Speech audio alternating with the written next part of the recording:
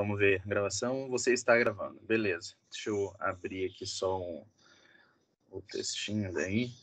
Daí eu consigo ver se vocês mandarem pergunta. Tá, beleza. Gravação em andamento.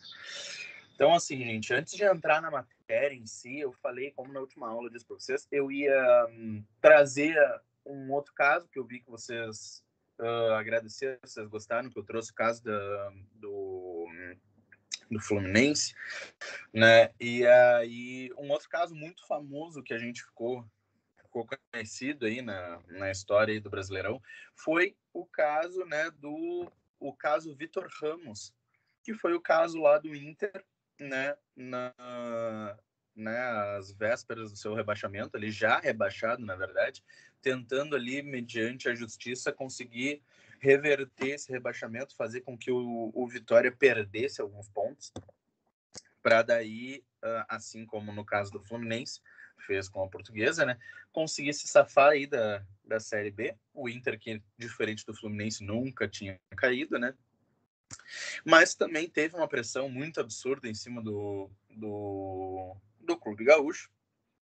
E aí, eu achei uma matéria, né, eu fui pesquisar sobre o caso e eu achei uma matéria muito interessante, né, do lado nosso já tipo, várias vezes aqui indicado para vocês, o Lei em Campo, que é um site de direito desportivo muito, muito bacana, aí, que eu já indiquei para vocês, né? E eles têm uma das colunas lá, ou tinha, né, uma das colunas do Lei em Campo, que era o Júri História, né? E que era uma coluna feita pelo doutor Andrei Kampf, né?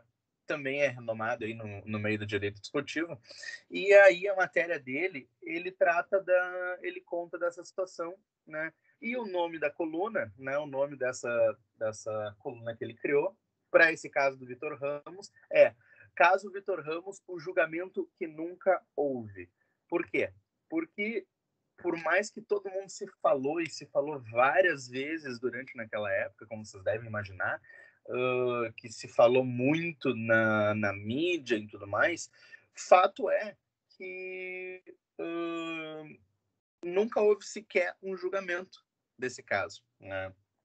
Ele tipo muito foi especulado na imprensa, afinal, né, ele podia mudar a classificação do Campeonato Brasileiro de 2016, né? Só que quase ninguém sabe que esse caso do zagueiro Vitor Ramos, ele nem sequer chegou aí para o julgamento. Então, resumindo a questão, o caso ele trata basicamente de uma alegada inexigibilidade, né, do zagueiro Vitor Ramos para participar do Campeonato Brasileiro 2016 pelo Vitória. Por quê? O problema seria a inscrição irregular do zagueiro. E o que acontece? O Vitor estava registrado pelo Monte Rei, tá? Quando foi emprestado em 2015 para o Palmeiras, né? O empréstimo ele se tornou válido com a confirmação do ITC, que o ITC é o Certificado Internacional de Transferência exigido pela FIFA, né? Que ele se tornou válido com a confirmação desse TC da Federação Mexicana para a CBF. A CBF confirmou o recebimento desse TC, né? Que é como se fosse um aspas, assim, bem aspas gigantes, assim, um visto, digamos assim, tá? Que permitia essa transação internacional, tá? E ela tem, assim como o próprio período de transferência internacional, o período de transferência internacional tem o seu período meio diferente ali, mas também tem. Esse período é o período em que se pode transferir esse ITC, para daí sim poder se transferir o jogador de um clube estrangeiro para um clube brasileiro. Ou vice-versa, enfim. Só que o que acontece? Antes do fim do acordo com o Palmeiras, que foi para aquele ano, né, 2015, o Vitória tinha acertado com o Monte Rei um novo empréstimo, né, para contar com um zagueiro em 2016. E o acerto ele foi celebrado após o fim dessa janela de transferências internacional de atletas. Ou seja, o ITC, aquele ITC, ele permaneceu no Brasil. Tá? Ele não retornou para o México para daí ir de novo para o Vitória. Ele estava com o Palmeiras, tá? O contrato de empréstimo do Palmeiras ele findou após esse final dessa janela internacional de transferência, ou seja, o ITC, em vez dele sair, ele só iria sair quando reabrisse essa janela internacional, né? Porque o contrato ele aconteceu e quando finalizou já não tinha mais o prazo possível para o ITC voltar para o Monterrey. Então ele permaneceu no Brasil. Só que como o Vitória tinha conseguido um empréstimo com eles, esse ITC, como ele estava no Brasil, ele só se transferiu do Palmeiras para o Vitória. Então a CBF ela considerou a transferência como sendo uma transferência nacional, que era válida naquela época. O que tinha se fechado era o mercado internacional de transferência. O mercado nacional de transferência ele ainda estava valendo. Tá? E a CBF considerou, como o ITC estava no país, né, não chegou a ser transferido para o México, considerou como se fosse uma transferência nacional. Portanto, válida. Né? E o Bahia, que era adversário do Vitória no futebol baiano, entendeu que a transferência era internacional. Tá? Já que o vínculo principal continuava com o time mexicano e entrou com um pedido no STJD, né, de inscrição irregular do jogador no estadual. Né? E a entidade acabou que não levou o caso e arquivou o processo sem julgamento do mérito. Tá? Lembra na aula passada que eu falei sobre aquelas previsões que o presidente ele pode arquivar sem julgar o mérito, e aí é permitido um recurso, e aí o processo ele tem que ir sempre para o procurador tem que dar o parecer, ou o procurador pode arquivar. Nesse caso, nessa situação, o STJD ele arquivou, ele não julgou, ele mesmo arquivou o processo. Em 1º de dezembro de 2016, pós toda aquela palhaçada feita pelo Internacional, né, que todo mundo sabe o que foi aquela vergonha de competição que ele fez, aquela campanha horrível, né? O Internacional ele enviou uma notícia de infração à Procuradoria-Geral do STJD, tá? Pedindo para que ele pudesse fazer parte no processo do Bahia como terceiro, tá? Para investigar essas supostas irregularidades da inscrição do zagueiro. O Inter, né, ele queria que o tribunal, no caso, reabrisse o caso para punir o clube baiano com a perda de pontos nas partidas em que o Vitor Ramos tivesse atuado no Campeonato Brasileiro. Se o Vitor Ramos tivesse mesmo irregular e o clube baiano fosse punido, o Internacional ele ia escapar do rebaixamento nessa situação, porque o Vitória ia perder assim, incontáveis pontos, porque o Vitor Ramos ele participou de vários jogos, não todos, mas vários jogos do Campeonato Brasileiro. E aí o que acontece? O Internacional ele alegava justamente que a transferência do Vitor Ramos ela não cumpria as normas do Transfer Matching System, que são as normas de transferência, né? Que regulamentam as transferências internacionais do futebol. Uma semana depois, no dia 8 de dezembro, o STJD ele arquivou o pedido do Internacional, alegando que não havia provas de que a inscrição era irregular. E aí a gente chega naquele fatídico momento da investigação, em que a investigação estava indo, o STJD tinha arquivado, não queria discutir, tá? Mas havia uma pressão, por um lado, uma pressão da mídia dizendo que era uma palhaçada o que o Inter estava fazendo, e por um outro lado tinha uma vertente da mídia que estava dizendo que não concordava mesmo com a inscrição do Vitor Ramos e que ela parecia mesmo irregular. Por quê? Porque o que aconteceu é que, na opinião de uns, que o Vitória ele tinha meio que dado uma burlada nesse sistema de transferência internacional para conseguir fazer uso de um jogador que é de um clube estrangeiro, tá? Atuar e fechar esse acordo fora da janela internacional. Então, meio que ele deu um drible, digamos assim, nesse transfer matching system, né? E aí, o que acontece? Acontece aquele fatídico dia em que chega a CBF e diz, tá? Vai a público, né? E fala que envia um ofício ao STJD e à imprensa, afirmando que os documentos que foram usados pelo clube, pelo Internacional, né, os famosos e-mails eram adulterados. E tempos mais tarde, digo assim, ó, quando já estava se caminhando para metade da Série B, né, da campanha da Série B do Inter, se descobriu, né, a Justiça Comum, ela comprovou que o Internacional não tinha adulterado documento nenhum, né? Mas, enfim,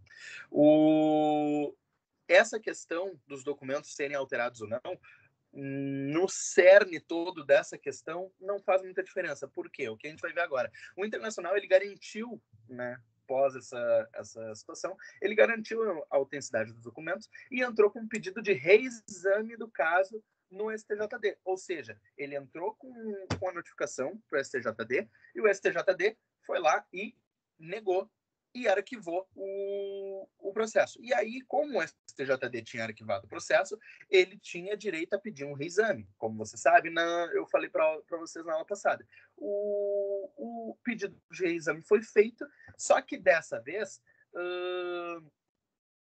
o que aconteceu? Dessa vez, o procurador-geral do STJD, na época era o Felipe Bevilacqua, que decidiu arquivar a notificação. Entende? O próprio procurador, quando no momento do parecer, decidiu por arquivar. Decidiu por assim, ó, não é caso de ter que o STJD julgar e é isso aí. Então, não houve apreciação e julgamento do mérito pela STJD do pedido do Bahia e do Internacional sobre a inscrição do zagueiro. E isso é fundamental para entender por que esse é um caso sem julgamento. Sem caminho jurídico no Brasil, o Inter ele decidiu levar o caso para a Corte Arbitral do Esporte, o CAS, né, como vocês já sabem, que fica lá na Suíça. Além disso, o clube ele argumentou que as decisões proferidas pelo Procurador-Geral do STJD elas não estão sujeitas a nenhuma apelação no ordenamento brasileiro e, portanto, seriam, de acordo com o Código do CAS, né, no artigo R47, uma decisão a ser avaliada pelo CAS. Tá? Já a CBF e o Vitória, né, como tese principal da defesa, eles tiveram como argumento de que o arquivamento feito pelo procurador do STJD, ele não poderia ser figurado como uma decisão do STJD e, portanto, não poderia ser possível uma avaliação do tribunal arbitral sobre essa situação. Entende? O que acontece? O Inter ele considera como a decisão do procurador sendo uma decisão jurídica do STJD, que daí pode ter um tipo de recurso, tá, para avaliar essa situação. Já que, quando se tem uma negativa, né, um arquivamento por parte do presidente do STJD, que ele não acolhe um pedido, é possível ter esse reexame da matéria. No caso, quando o procurador dá o seu parecer por arquivar o processo, não existe nada disso. Eu falei para vocês na aula passada, no momento que o procurador do STJD ou do TJD opta pelo arquivamento, chablau, não tem o que falar, não tem o que fazer. Entende? É arquivado e pronto. Porque geralmente o presidente ele acolhe essa pretensão do procurador. O artigo 136 do CBJD, que eu li para vocês, né, prevê a possibilidade de apelação contra decisões proferidas pelo Tribunal Pleno do STJD, se assim dispuser o regulamento internacional.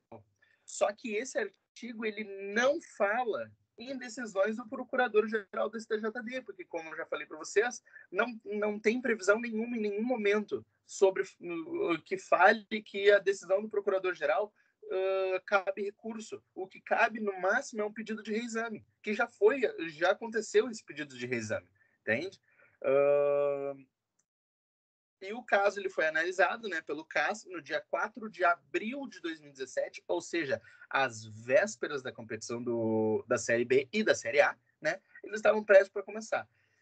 O painel do CAS, ele entendeu que, por força desse artigo 136 do CBJD, ele poderia analisar questões proferidas por órgãos judicantes brasileiros, tá? No caso, decisões do Tribunal Pleno do STJD.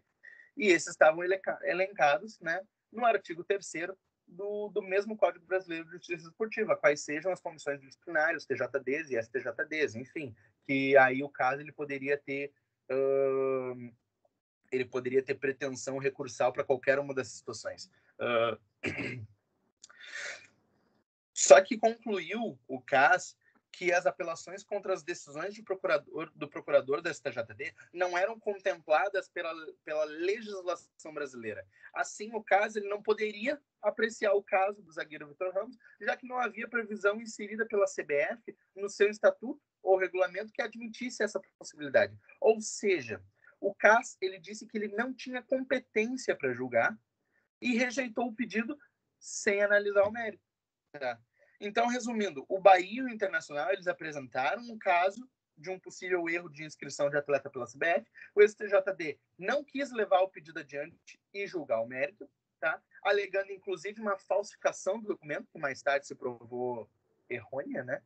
E o Clube Gaúcho foi lá, apelou o CAS, que também não julgou, alegando daí não competência, não ter competência para poder julgar essa questão.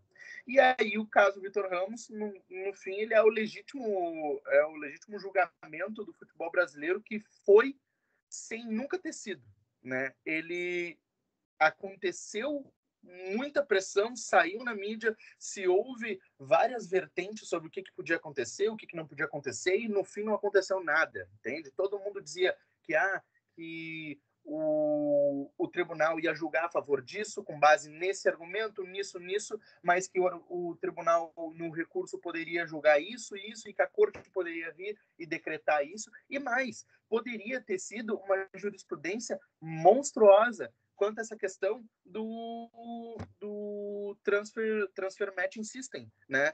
Porque essa questão, eu acho que ela nunca aconteceu, de fato, de uma transferência do ITC que não chegou a voltar para o país, que se manteve, e ia ser uma jurisprudência nova, ia definir se pode ou não essa questão, e ia virar possivelmente uma doutrina, né? Nesses quesitos, porque daí ia se, por um lado, ou ia se institucionalizar essa burlada, esse drible que os clubes poderiam fazer, ou se ia se matar de vez e seguir o que estava previsto, né? A letra de lei fria, que no caso bonitinho dizia que no final do contrato o ITC ia automaticamente voltar para o clube estrangeiro, para daí, se um novo contrato, ter que transferir de novo e assim sucessivamente. Mas nesse caso, o que aconteceu? Era uma competência do STJD poder tratar sobre esse assunto, mas eles optaram por não se envolver e não criar uma possível insegurança jurídica quanto a essa questão no momento. Então, eles optaram por assim, fazer vista grossa e dizer assim, não quero falar sobre isso. Não, deixa esse morrer assim e vai lá, Inter, abraça a Série B e vai ser feliz. E eles resolveram não julgar, ou seja, eles não bateram no peito a responsabilidade, deixaram morrer lá, caducar, digamos assim. E aí foi isso, essa questão aí do caso Vitor Ramos, né? Diferentemente do Fluminense, que eu trouxe aqui para vocês sustentações e tudo mais, e eu espero que vocês tenham visto as sustentações lá do Dr. Mário Bittencourt, que são muito boas, diga-se de passagem. Diferentemente daquele caso, esse caso é bem mais no teórico, no falado aqui para vocês, porque, como vocês podem ver, não teve nem julgamento do mérito em nenhuma instância dessa questão, ok? Mas foi isso. Na minha opinião, eu João Vitor Portela Domingues, não falando como em nome da cadeira, né? Eu acredito que não teve irregularidade. Foi uma questão, assim, uma questão de, assim, a gente entende que o processo esportivo é para ser célere, toda aquela moral, todos aqueles princípios lá bonitinhos que regem a justiça esportiva. Eu acho que essa questão é uma questão de lógica, é uma questão, assim, tipo, de evitar a burocracia, de ser mais célere essas questões. Então, se o ITC ele estava bloqueado no país, o Palmeiras ele não ia mais usufruir do jogador, e o Monterrey tinha encontrado outro time do mesmo país que estava querendo o empréstimo que era conveniente para eles, não tinha necessidade de se transferir o ITC para transferir de novo e tudo mais. Na minha opinião, eu acho que foi válido. Eu acho que dá para considerar uma transferência nacional. E olha que eu sou colorado roxo, né? Assim, se eu pudesse, óbvio que eu nunca ia querer que o clube caísse. Mas, analisando a situação, eu não consigo ver nenhuma irregularidade. Que nem a situação do Fluminense. Antigamente, eu não gosto do Fluminense. Não, particularmente assim, eu não gosto. Não simpatizo com o Fluminense. Mas eu achava, eu meti o pau no Fluminense, dizia que era tapetão e tudo mais, até eu ver a situação. Quando eu vi a situação, é aquilo que eu mostrei para vocês. A portuguesa pediu, né? Não tem o que dizer que o Fluminense está errado. O Fluminense fez tudo de acordo, a portuguesa que errou sozinha sobre o caso lá do Everton. Então, eu acho que essa situação do Inter, assim, me desculpa, Inter, mas devia ter caído mesmo. Não tinha pretensão nenhuma. Perdeu em campo e aí tentou tirar uns pontos se usufruindo de um processo que o Bahia estava amargurado lá, não querendo né, o campeonato baiano pro Vitória. E aí ele se aproveitou disso para tentar tirar uns pontinhos, ver se colava, entendeu? Ver se compensa, assim, tipo, vamos tentar. E, né, tiro saiu pela culatra. Eu acho que, assim, eu acho que a transferência é válida, mas aqui eu acho também uma crítica ao STJD, eles deviam ter julgado. Acho que eles deviam ter julgado porque é uma situação que pode acontecer de novo e que muito provavelmente vai acontecer de novo, se é que já não aconteceu mais de uma vez, entende? E eu acho que é uma situação em que devia ter sido julgado o mérito, tá? Para se ter essa jurisprudência sobre o que se faz, tá? Mas acontece, ok? Caso do Vitor Ramos encerrado, falei para vocês, espero que vocês tenham gostado. Vamos partir para a matéria. Então, a matéria aqui, como eu abri aqui, eu vou tratar dentro do que trata os contratos, né? Os contratos têm as previsões deles bem direitinho lá na nossa Lei Pelé, ok? A partir, se eu não me engano, do 27B, artigo 27B, já começa a tratar das questões contratuais, tá? E eu vou ler para vocês, tá? E também vou tratar como é que é o nome do documento? Agora eu esqueci para você, esqueci para vocês. Eu vou postar lá no grupo, mas me faltou o nome do coisa. É o Regulamento Nacional de Registros e Transferências dos Atletas. Eu vou trazer para vocês e vou ler bonitinho eles, tá?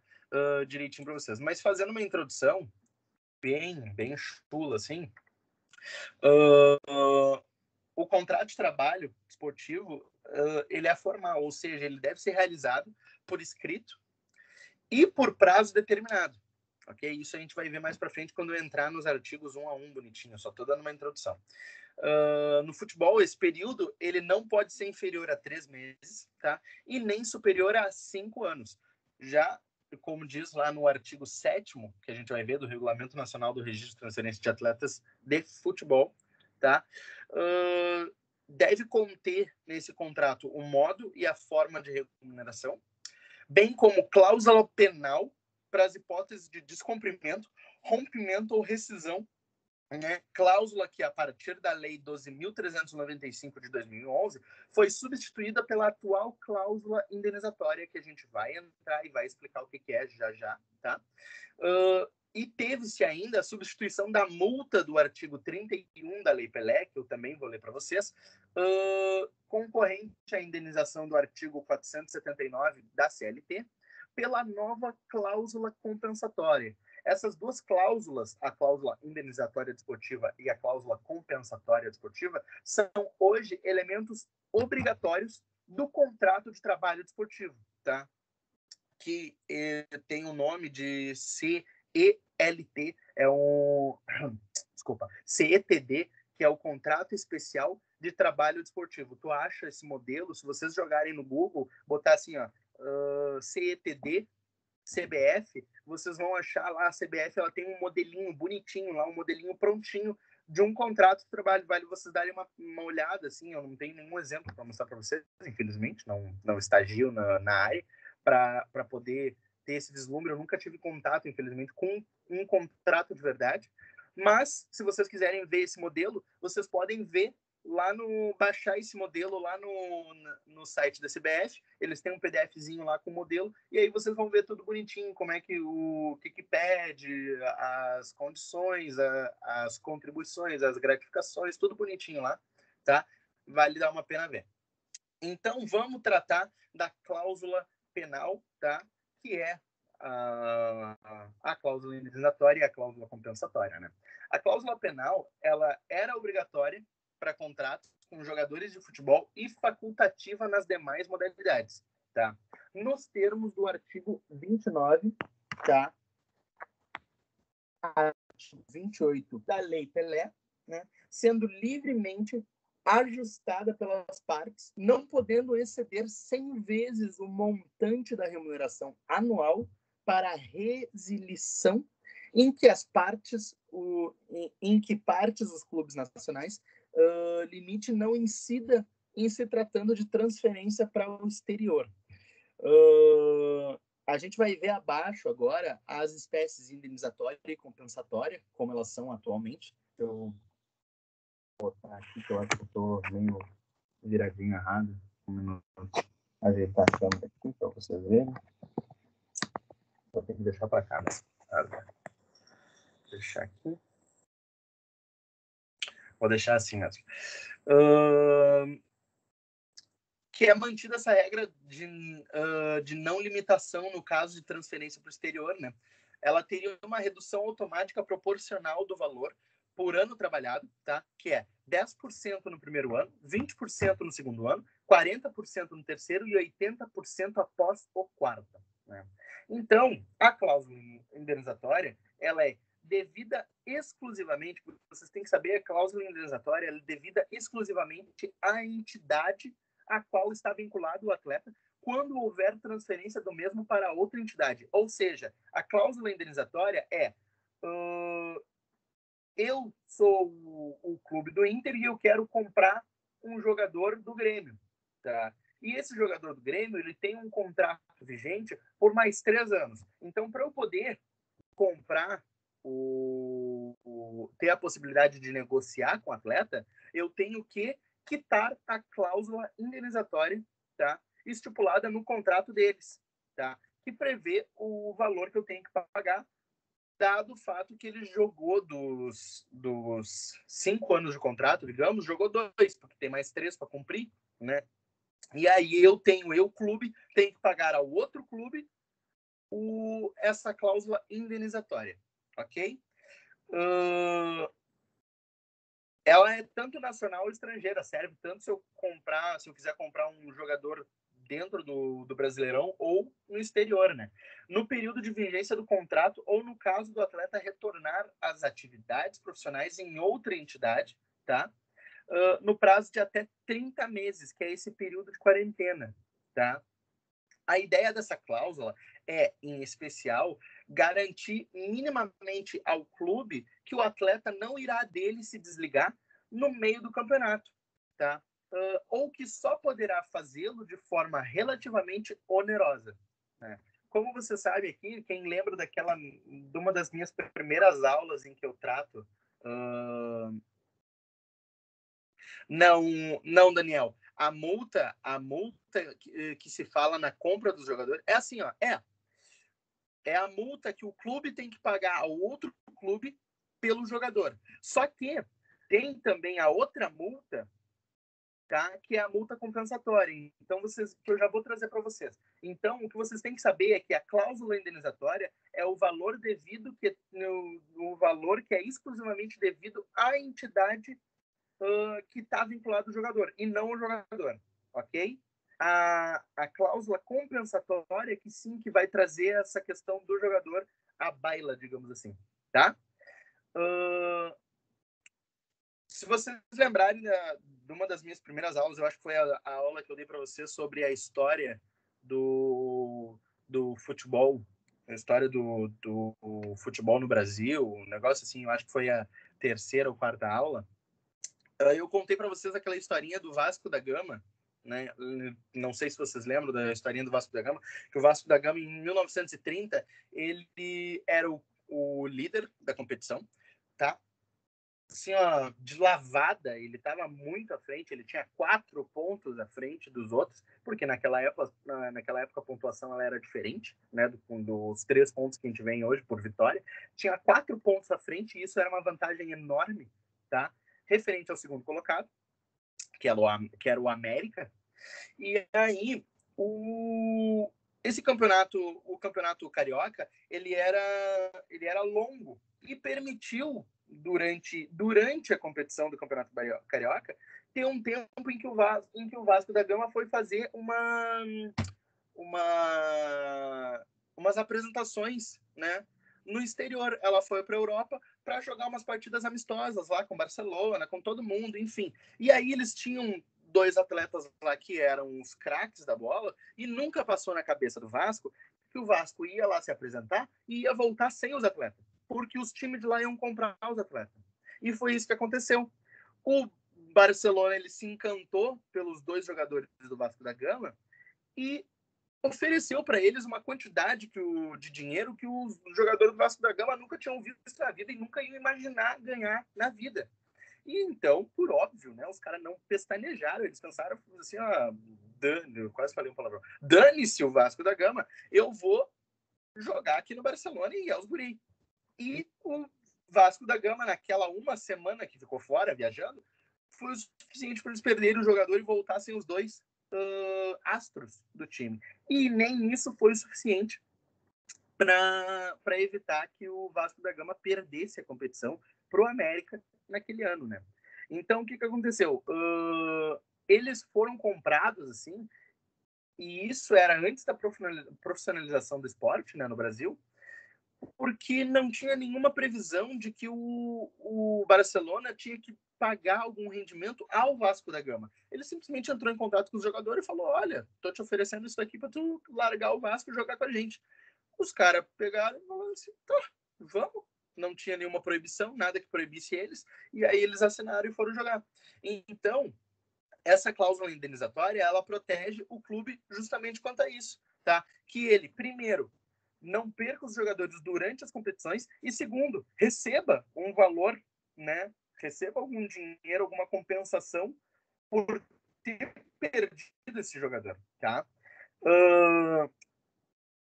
O pagamento dessa verba, ela incumbe ao atleta e à nova entidade empregadora, considerados os devedores solidários nessa questão, e vai ter o valor máximo de 2.000 vezes o valor médio do salário contratual, em caso de transferência nacional, podendo ser ilimitado para transferências internacionais. Por isso que, desculpa, geralmente a gente tem esses contratos de transferência de jogadores dentro do Brasil tendo um valor mais baixo, e quando tem algum contrato do exterior, é aqueles valores absurdos de 40 milhões de euros, não sei o que e tudo mais, que nunca se vê aqui no Brasil, tá? É por conta disso, porque existe esse limite, esse teto, tá? Não que os clubes brasileiros atinjam esse teto, na verdade, né? Eles não atingem esse teto porque não tem dinheiro, né, suficiente para pagar tudo isso. Mas, enfim, existe esse teto. Observa, né? Deixa eu ver. Ele pode ser limitado, né, para transferências internacionais, desde que quantificada no momento da celebração do contrato especial de trabalho desportivo, né? E observe que nesse último caso, isso faz com que o clube ele possa inviabilizar a transferência do atleta devido à possibilidade de instituir valores altos demais, tá, para a cláusula indenizatória. O que seria, de certa forma, um retorno às restrições havidas antes do fim do passe. Nesses casos, pode o atleta buscar a tutela jurisdicional, questionando a validade da cláusula por meio do questionamento dos princípios contratuais, como os de igualdade, isonomia e proporcionalidade, né? E especificamente em relação à cláusula considerada abusiva, que é o princípio da razoabilidade. Por exemplo, se um jogador de futebol ele pede demissão de um clube durante a vigência do contrato de trabalho, mas após 10 meses ele assina contrato com outro clube, ele deverá, a princípio, pagar a cláusula indenizatória ao primeiro clube, uma vez que cumpriu com o tempo de contrato né, uma vez que não cumpriu com o tempo de contrato, nem com a quarentena, que é aquela quarentena dos 30 meses, né, que eu falei para vocês, ok?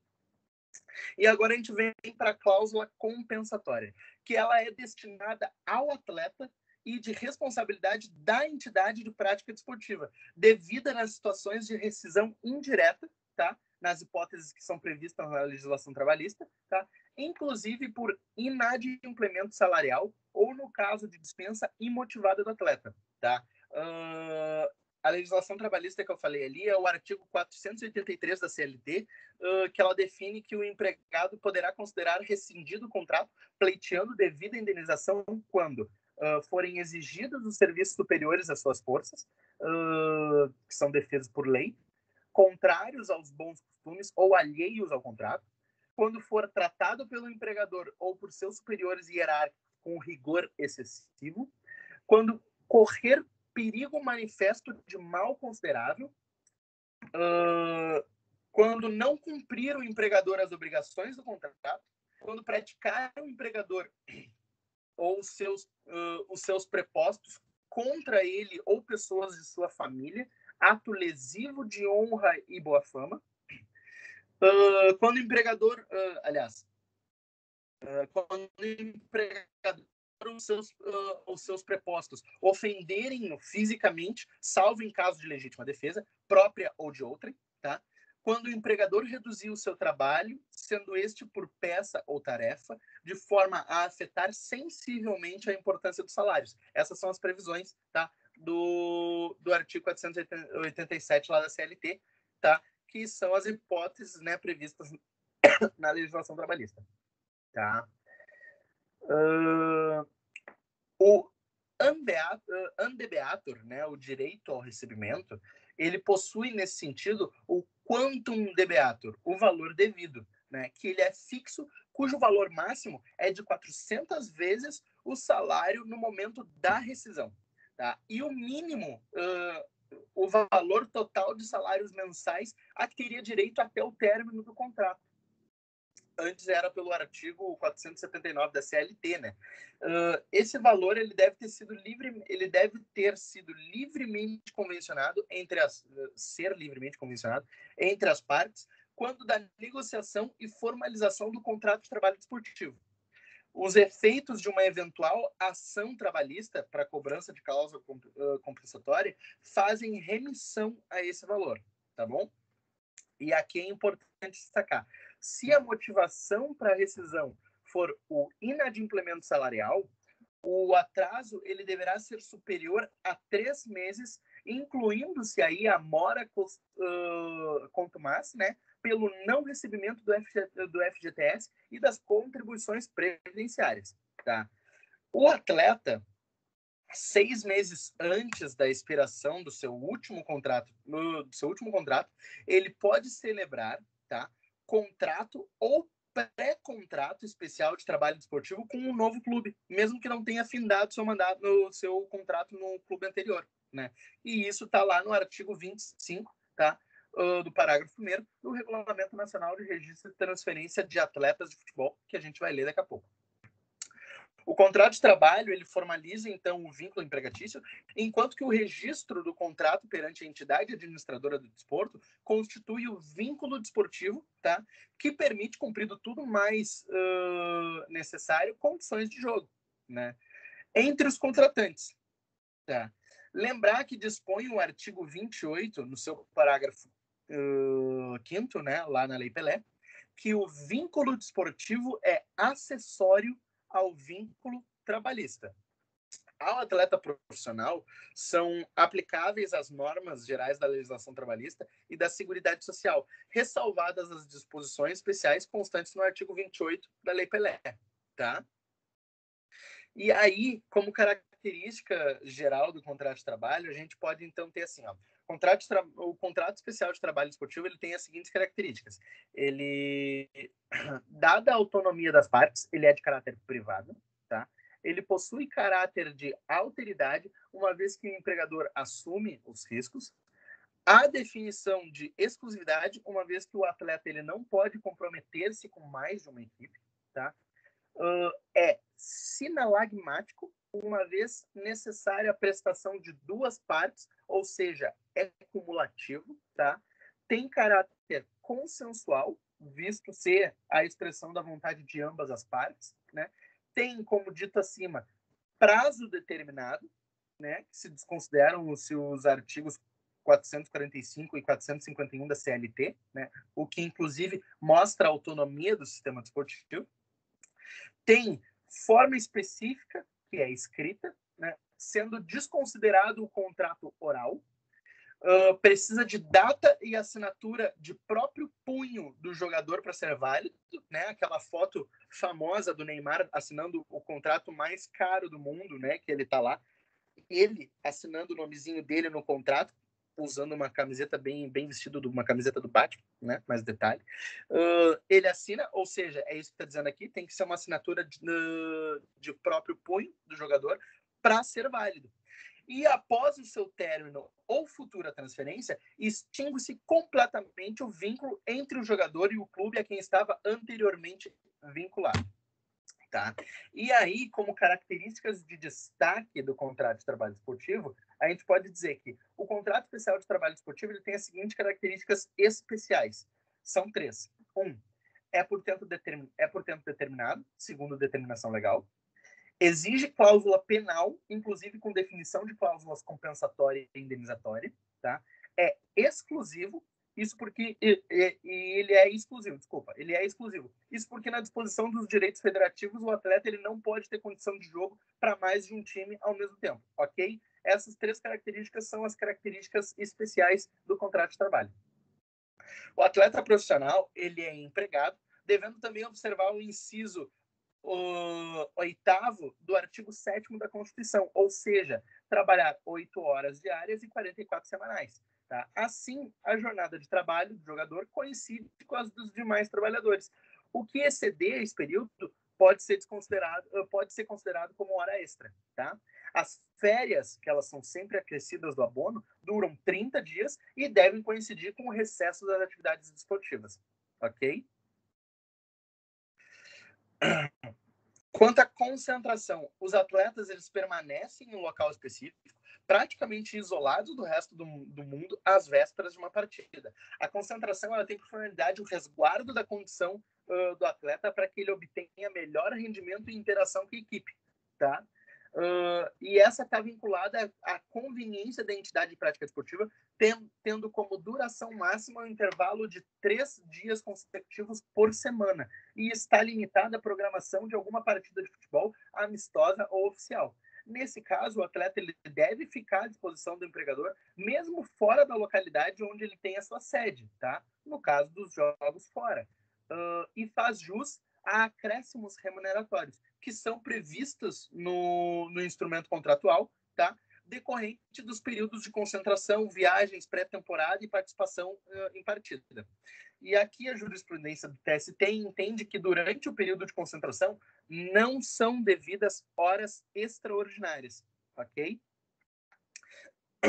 Então, fiz esse parênteses, depois a gente pode falar também do direito de arena, que a gente vai tratar, mas vamos partir então para... vamos começar pelo regulamento, então, o regulamento nacional do registro de transferência dos atletas, tá? Deixa eu abrir aqui para vocês. Esse documento aqui vocês podem achar lá no site da CBF também, se vocês quiserem, mas eu vou botar ele no Moodle, tá? Ele tem aqui seus 5 capítulos, né? Não, minto. Seus 7 capítulos, tá? Deixa eu ver aqui o link que mandaram, eu acho que foi que é o próprio link da... É esse mesmo, Daniel. O Daniel botou o link ali, muito obrigado, Daniel. Botou o link na conversa aí. Aí vocês podem achar, se vocês quiserem acompanhar comigo, tá? Vamos lá, então, ali. O capítulo 1, que trata dos atletas, ele tem a sua seção 1 ali, né? Começando assim, ó, os atletas de futebol no Brasil, eles desdobram-se em 2 categorias, profissional e não profissional. E aí ele faz aquela já, né, muito dita aqui, aquela caracterização do que é um, o que é outro, né? A seção 2, né, fala sobre a inscrição do atleta não profissional. O registro de atletas ele pode ocorrer a partir dos 14 anos de idade, cabendo o clube apresentar a ficha de inscrição da CBF de atleta não profissional, com prazo de duração não excedente a 3 anos e respeito às normas de conduta estabelecidas pelos clubes. Devem ser anexadas nessa ficha de inscrição cópia dos documentos que, através do sistema de registro, são documento de identidade do atleta e dos responsáveis legais, CPF do atleta, documento comprobatório de quitação com o serviço militar para atleta maior de 18, passaporte, certidão de nascimento do atleta e atestado médico com autorização para a prática desportiva, onde conste o número de inscrição do médico no CRM. Em caso de atleta estrangeiro, o documento de identidade pode ser o CRNM, o DPRNM, né? Que é o protocolo provisório de identificação emitido pelo Departamento da Polícia Federal, ou documento de identificação oficial brasileiro emitido em seu favor. Em se tratando de atleta ser registrado como refugiado, a comprovação da situação de refúgio deve constar nos documentos aqui mencionados, incluída a solicitação de refúgio nos termos da Lei 9.474, de 97. E no caso dos atletas solicitantes de refúgio ou reconhecidos como refugiados no Brasil, serão flexibilizadas as exigências de documentos emitidos pelos países de origem, especialmente quanto à prova de filiação. É vedado ao clube profissional o registro na condição de não profissional, tá? De atleta masculino de futebol de campo que possua 21 anos de idade ou mais na data de início ou fim da vigência do vínculo, tá? Cabe à federação, antes de aprovar o vínculo não profissional no sistema do registro da CBF, verificar se os documentos listados no artigo foram devidamente inseridos no sistema. O artigo 3º, ele fala que o atleta não profissional que atenda os requisitos do parágrafo 2º do artigo 1º é facultado firmar contrato de formação desportiva para receber auxílio financeiro sob a forma de bolsa de aprendizagem, sem que seja gerado vínculo empregatício com o clube portador, né, de certificado do clube formador, ser reembolsado por gastos de viagem, hospedagem, material esportivo e outros custos indispensáveis à sua atividade futebolística em partidas ou treinamentos, tá? E a gente vem para o cadastro. A partir dos 12 até os 14 anos de idade, é permitido o cadastro de adolescentes para fins de iniciação desportiva e inserção do nome do clube em seu passaporte desportivo. O cadastro de iniciação desportiva ele vigorará por prazo determinado até, no máximo, o fim da temporada em que se efetivar, devendo ser acompanhado dos mesmos documentos listados no artigo 2º, que eu já li para vocês lá. E aí, então, a gente entra no contrato especial de trabalho desportivo. Quando da solicitação de registro do contrato especial de trabalho desportivo, o clube ele deve preencher o contrato padrão, do qual constará necessariamente a qualificação completa do atleta, data de nascimento, dados do documento de identidade, o CTPS e CPF, fazendo-se ainda a juntada ou atualização no sistema de registro de cópia dos respectivos documentos, incluindo comprovante de quitação do serviço militar, passaporte, e certidão de nascimento do atestado médico e do atestado médico de liberação do atleta, que no qual deve constar lá o CRM. Em caso de atleta profissional estrangeiro a ser registrado como refugiado, deve-se juntar também a comprovação de situação de refúgio, mesma coisa que a gente já falou antes. Aqui também cabe a CBF, né, verificar se esses documentos foram listados de forma devida. Contrato especial de trabalho esportivo padrão, ele deve conter isso daqui já foi. Deve conter também, além das informações que eu já falei, e além do período de vigência contratual, remuneração, cláusulas indenizatórias e compensatórias desportivas pactuadas nas hipóteses de transferência nacional e internacional, e cláusulas extras, se houver, desde que não colidentes com as normas da FIFA e da legislação nacional. Ou seja, tem que estar tudo previsto dessas gratificações, tá? Tem que estar previsto já na elaboração desse contrato de trabalho, tá? Ao contrato especial de trabalho esportivo, deve ser anexado o atestado médico de aptidão do atleta para a prática do futebol, com obrigatória indicação do número de inscrição do CRM do médico atestante, bem como cópia da CTPS do atleta e, se for o caso, a declaração de participação de intermediário gerada na forma do artigo 12. O contrato especial de trabalho desportivo ele deve ser assinado obrigatoriamente de próprio punho, como eu já falei para vocês, pelo atleta ou por assinatura digital, eletrônica ou biométrica. O contrato especial de trabalho desportivo ele vai ser encaminhado à federação filiada, que, após análise, vai remeter à CBF obrigatoriamente pelo sistema de registro para publicação no BID, depois de verificada a regularidade da documentação. Ou seja, eu sou o Inter, eu quero contratar um jogador, eu tenho que enviar essas documentações à FGF, a Federação Gaúcha de Futebol, e a FGF tem que comunicar à CBF para que se dê entrada no BID, tá bom? O registro do contrato ele não importa qualquer apreciação, concordância ou responsabilidade da CBF sobre o conteúdo das cláusulas extras.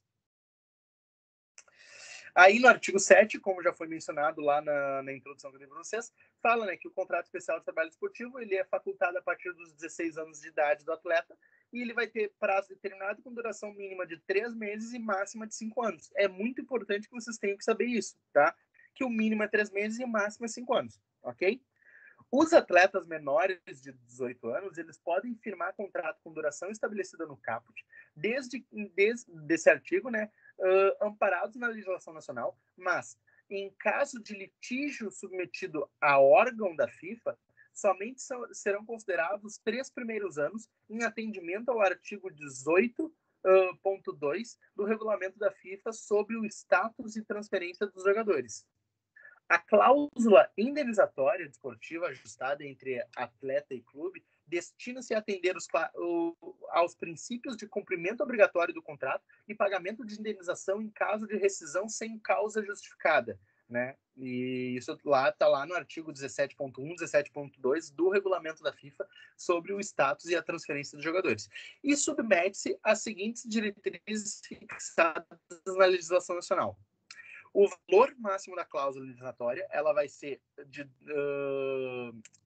2.000 vezes o valor médio do salário contratual. E o valor máximo da cláusula indenizatória desportiva pactuada, quando se tratar de transferência internacional, será ilimitado, mas deverá ser quantificado no momento da celebração do contrato especial de trabalho desportivo. Ok?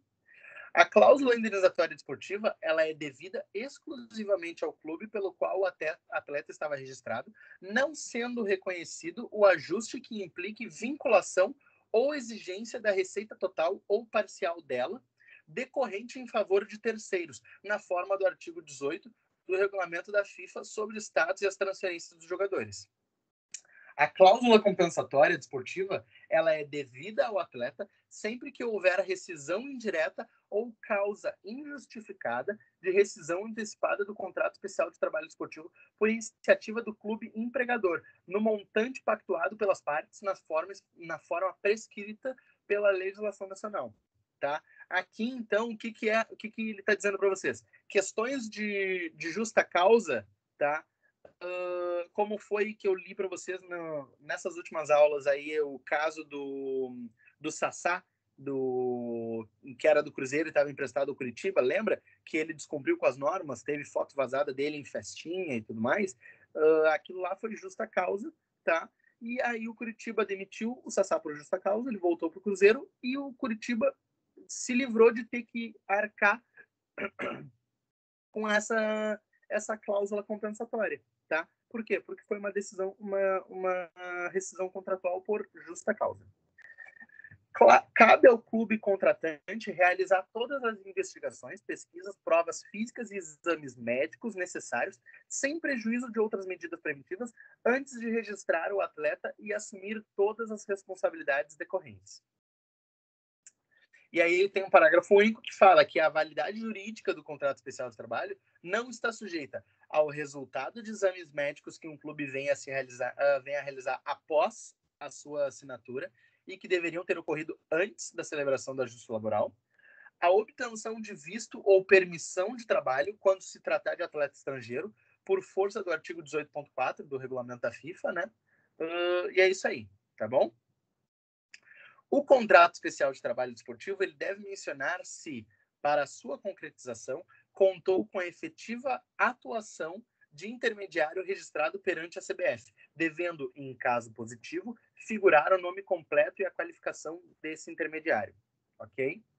Na hipótese do caput desse artigo, o clube ele deve informar, através do sistema de registro, o valor da remuneração ajustada em favor do intermediário, se existente, né? Bem como as partes responsáveis por seu pagamento, assim gerando a declaração de participação do intermediário.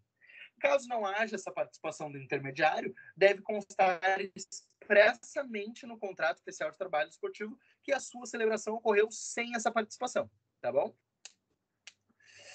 Do registro dos atletas. O registro do atleta na CBF ele é requisito indispensável para a participação em competição oficial organizada, reconhecida ou coordenada pela CBF, por federação ou pela Conmebol ou pela FIFA, né?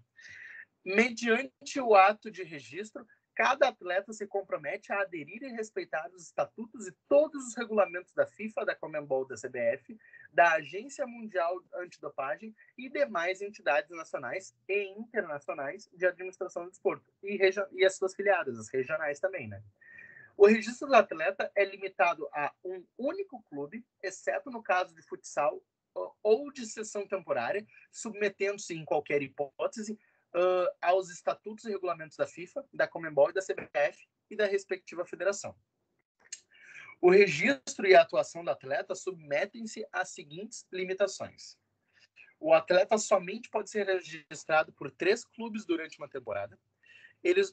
O atleta que já tem atuado por 2 clubes durante uma temporada em quaisquer das competições nacionais do calendário anual coordenadas pela CBF não pode atuar por um terceiro clube, mesmo que esteja regularmente registrado.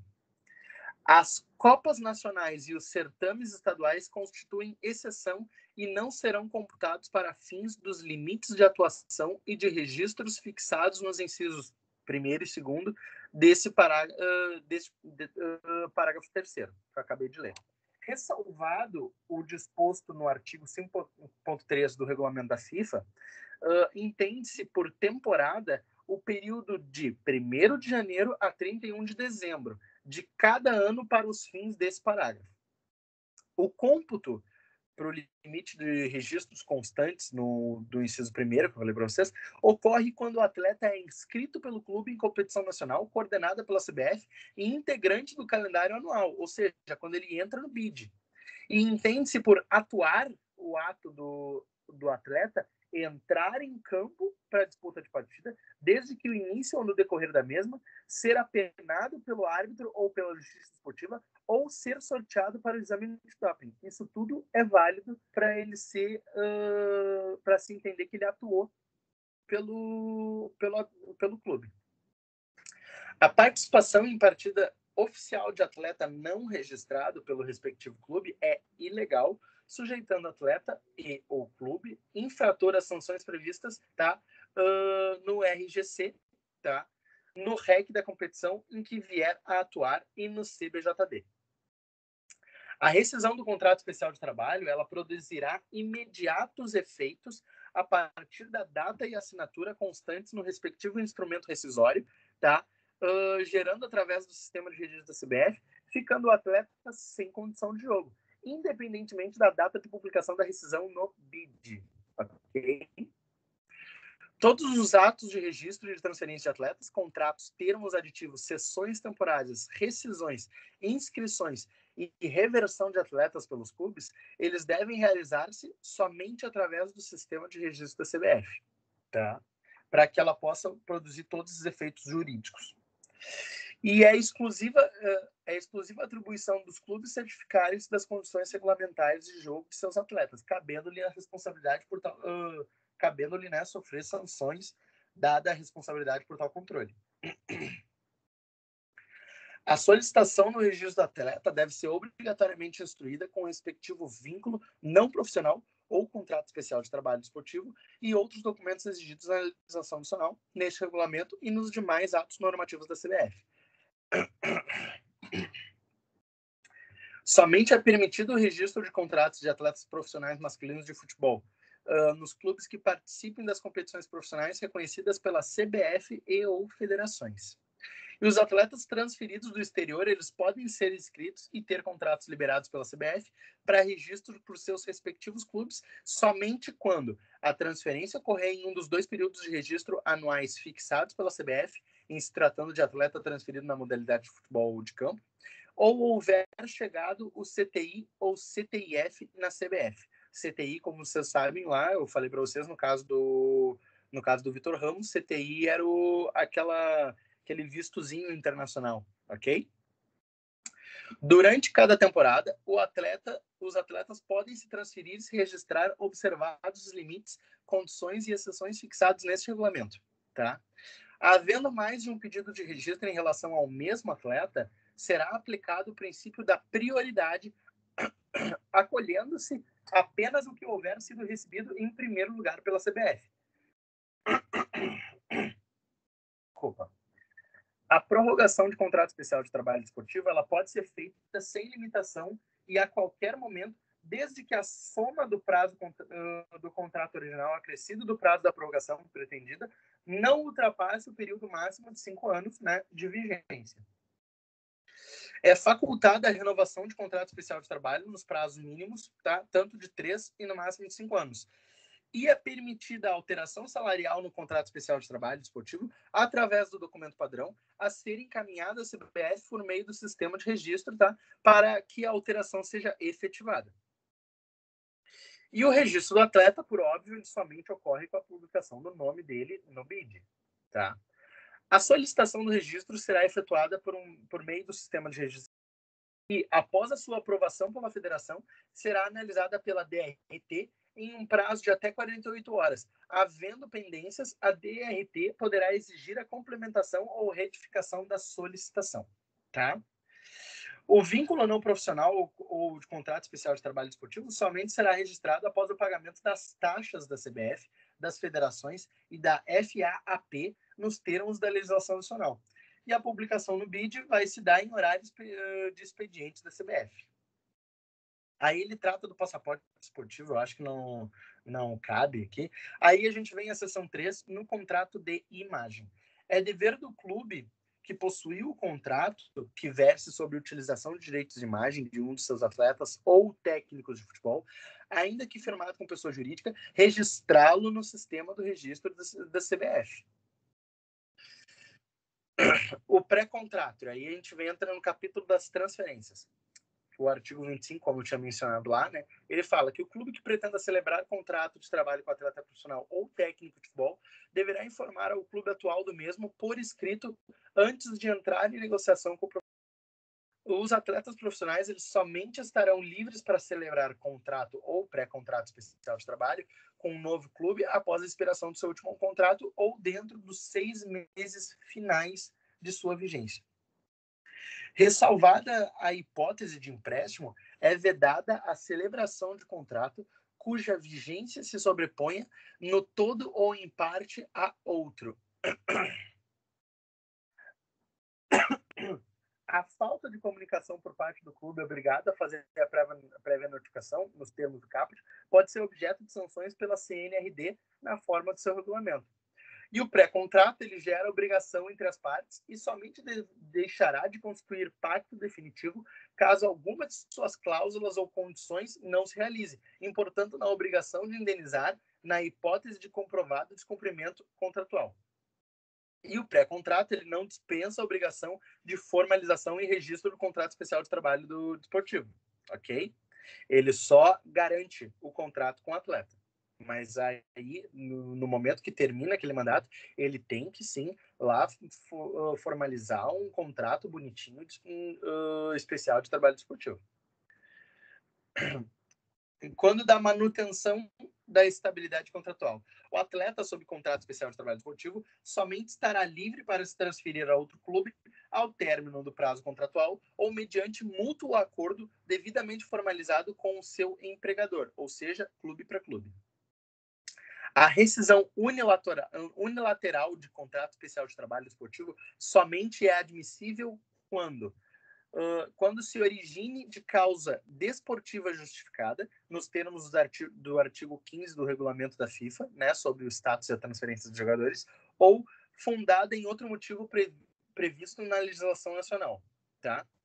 Nos termos do artigo 14.2 do regulamento da FIFA sobre o status e as transferências de jogadores, condutas abusivas que têm o objetivo de forçar uma parte, atleta, técnico de futebol ou clube, a rescindir ou alterar os termos de um contrato de trabalho, podem configurar justo motivo para a rescisão do mesmo. A rescisão unilateral do contrato de trabalho esportivo sem causa justificada durante a sua vigência submete-se, na forma prevista da legislação nacional, ao pagamento da cláusula indenizatória desportiva ou da cláusula compensatória desportiva, dependendo do caso. Tá? O valor da cláusula indenizatória ela é paga em razão da rescisão do contrato especial de trabalho. Ela já inclui eventuais valores devidos ao título de training compensation e ou mecanismo de solidariedade FIFA ou interno, tá? A transferência nacional de atleta não profissional. Ressalvado o disposto na lei, atletas não profissionais são livres para escolher e vincular-se a quaisquer clubes, tá? Os clubes eles devem observar as normas de conduta a que aderiram e firmaram quando do registro de atletas não profissionais.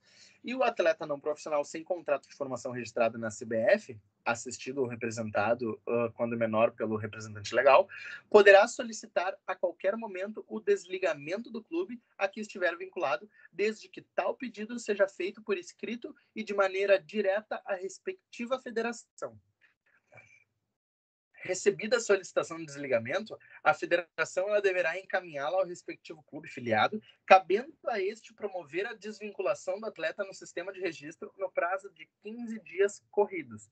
E, fim do prazo, sem que o clube tenha promovido o desligamento do atleta, o mesmo será desvinculado à revelia pela federação. O atleta não profissional com contrato de formação registrado no CBF, ele deve solicitar o seu desligamento somente perante a CNRD, tá? Os clubes portadores de certificado de clube formador emitido pela CBF, eles podem registrar contratos de formação desportiva com atletas não profissionais de 14 a 20 anos de idade. E o contrato de formação desportiva, ele deverá não apenas especificar, mas também razoavelmente quantificar os gastos estimados com a formação do atleta. Na hipótese do clube portador de certificado de clube formador comunicar à CBF, através da federação, sobre a impossibilidade de assinar o primeiro contrato especial de trabalho desportivo com um determinado atleta, né, com contrato de formação registrado na CBF, o registro do atleta por novo clube somente poderá ocorrer mediante autorização do comunicante ou da CNRD, a qual caberá apreciar o cumprimento ou não, por quaisquer dos envolvidos, clube ou atleta, dos termos e requisitos desse regulamento e da lei. Em observância ao artigo 29, parágrafo 2º lá da Lei Pelé, o disposto nesse artigo não se aplica caso o atleta esteja registrado junto ao clube comunicante por período inferior a 1 ano contados da data de registro até a data da comunicação. Em observância a esse mesmo artigo, o clube comunicante ele deve comprovar que o atleta está inscrito nas competições oficiais sob pena de inaplicabilidade do disposto nesse artigo, ok? A comunicação a que se refere o caput desse artigo, ela deverá ser feita quando o atleta estiver registrado em favor do clube comunicante.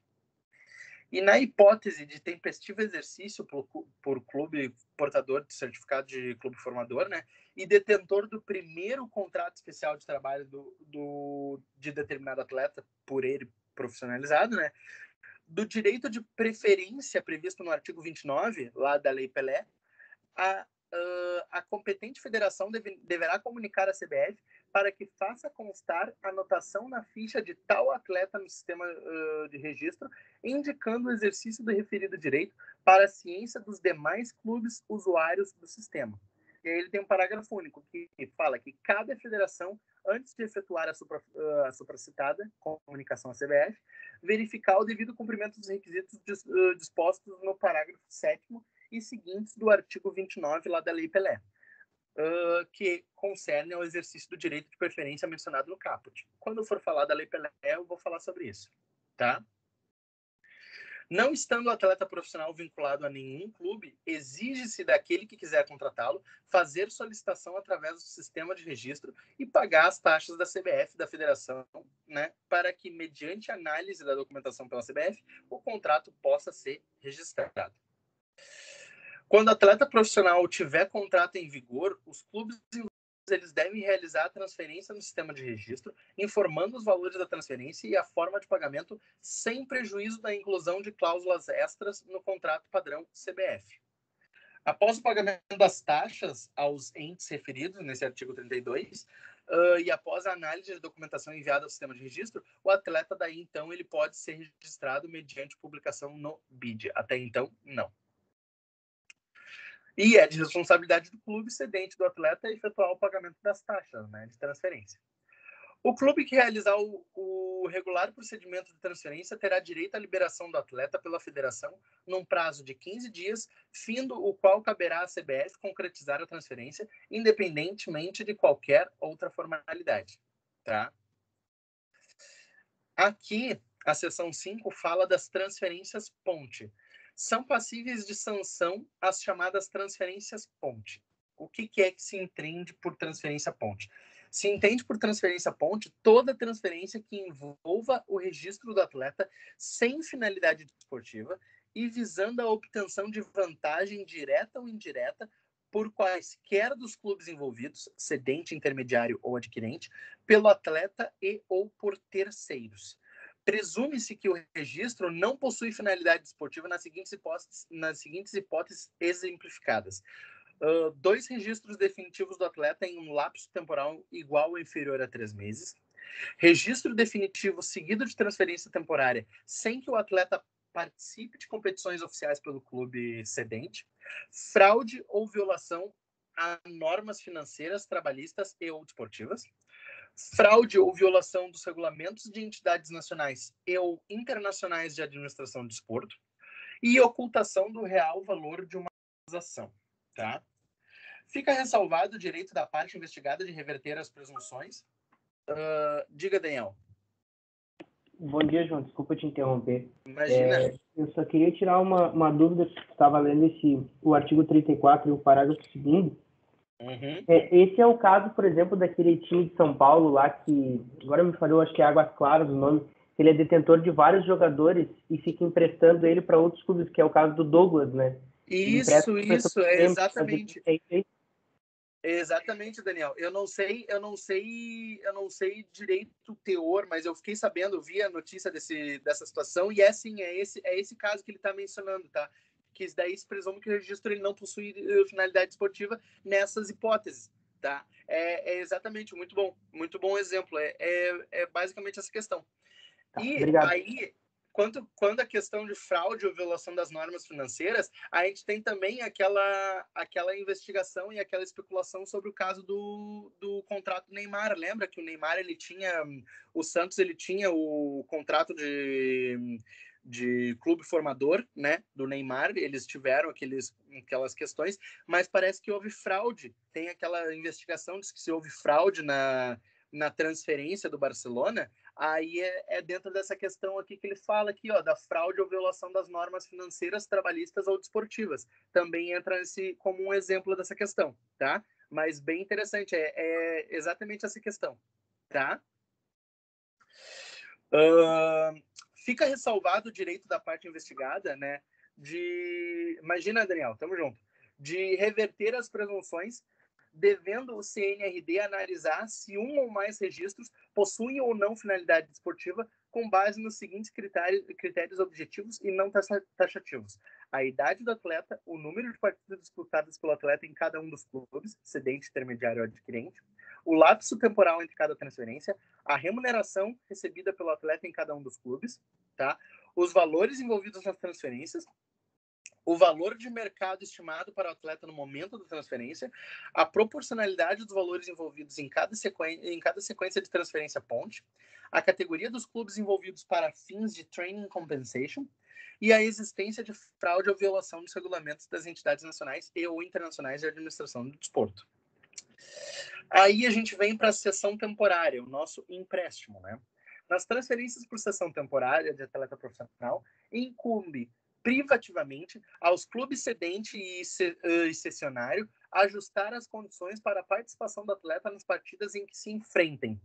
A cessão temporária sujeita-se às mesmas regras aplicáveis às transferências definitivas de atleta, inclusive as disposições referentes à indenização por formação e mecanismo de solidariedade. Só deixa eu... Desculpa aqui, eu vou ter que dar só uma paradinha aqui na aula, aqui, que o professor mandou uma mensagem. Deixa eu responder aqui. Ah, tá dizendo que tem eco, que a voz não fica tão clara. Tá.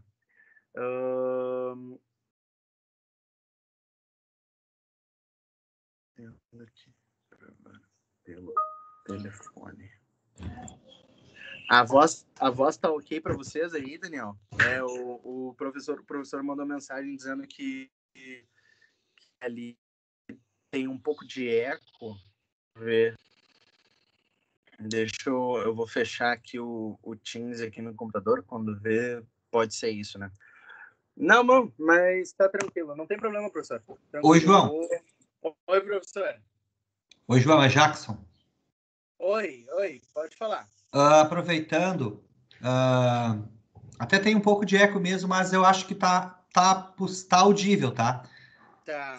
Mas só aproveitando para contextualizar uma questão, a gente estava vendo lá a questão dos artigos 27 e 28 da Lei Pelé, e agora o regulamento aqui da questão do futebol. Aqueles artigos 27 aos 28, ali, que fala das cláusulas indenizatórias e compensatórias, eles dizem respeito ali aos atletas em geral, né? Não somente do futebol.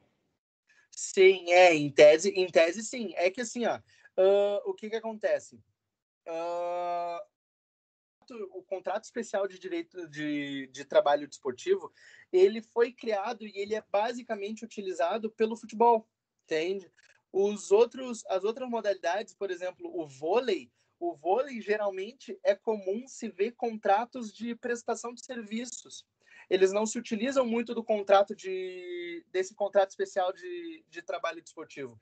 Eles se utilizam de contratos de prestação de serviços, e isso é visto em várias outras modalidades, entende? Esse contrato que a gente fala, que tem essas previsões e tudo mais, ele é basicamente contemplado pelo futebol só, entende? É só o futebol que usa, na sua maioria, entende? É muito raro tu achar um contrato especial de trabalho desportivo em outras modalidades, entende? Então, tipo, essas cláusulas indenizatórias, elas são obrigatórias desse tipo de contrato, entende? Então, provavelmente a gente só vê isso no futebol. A gente não tem informações, por exemplo, não é comum a gente ver uma transferência de uma jogadora ou de um jogador de vôlei de um clube para outro tendo um pagamento de indenização. Por quê? Porque não se tem essas cláusulas. Porque o contrato firmado não é o contrato especial de trabalho esportivo. Tá bom? Não, perfeito. E, João, e aproveitando um comentário também, a importância disso que tu está colocando hoje na aula em relação ao regulamento do futebol, a gente é sempre bombardeado, né, com uma série de notícias, e quem tem a assinatura da Zero Hora, por exemplo, no eletrônica, dispara no computador. E tu falando a respeito disso, e disparou aqui no meu computador da assinatura do ZH aqui, o valor da multa rescisória de Diego Churin, que está sendo avaliado pelo Grêmio. Sim. E até fala aqui que o Grêmio não está disposto a pagar a multa como um todo pela idade do jogador, o que me parece que é possível, então, haver acordos, né, em relação a essa questão das multas, mas aí é uma questão de acordo entre as partes, abrem mão daquilo que está contratado, né? Isso. É porque, assim, no caso da cláusula indenizatória, que é que o clube ele deve ao outro clube, eles podem negociar. Porque, assim, é muito comum a gente ter, assim, tem contratos... é muito comum não, mas existe a possibilidade de haver contratos em que não se estipula uma multa rescisória, digamos assim, entende? Pode acontecer. Perfeito. Então, nesses casos, o que acontece?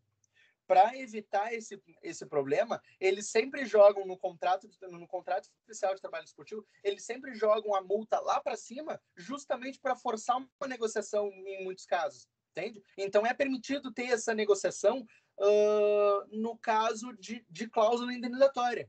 No caso das cláusulas compensatórias, pode-se haver, sim, um acordo entre as partes para poder ter esses pagamentos, dependendo do caso, de quem que está tendo que pagar os rendimentos, se é o atleta que vai ter que pagar para o clube, ou o clube vai ter que pagar a cláusula compensatória para o atleta, aí também é permitido esses acordos.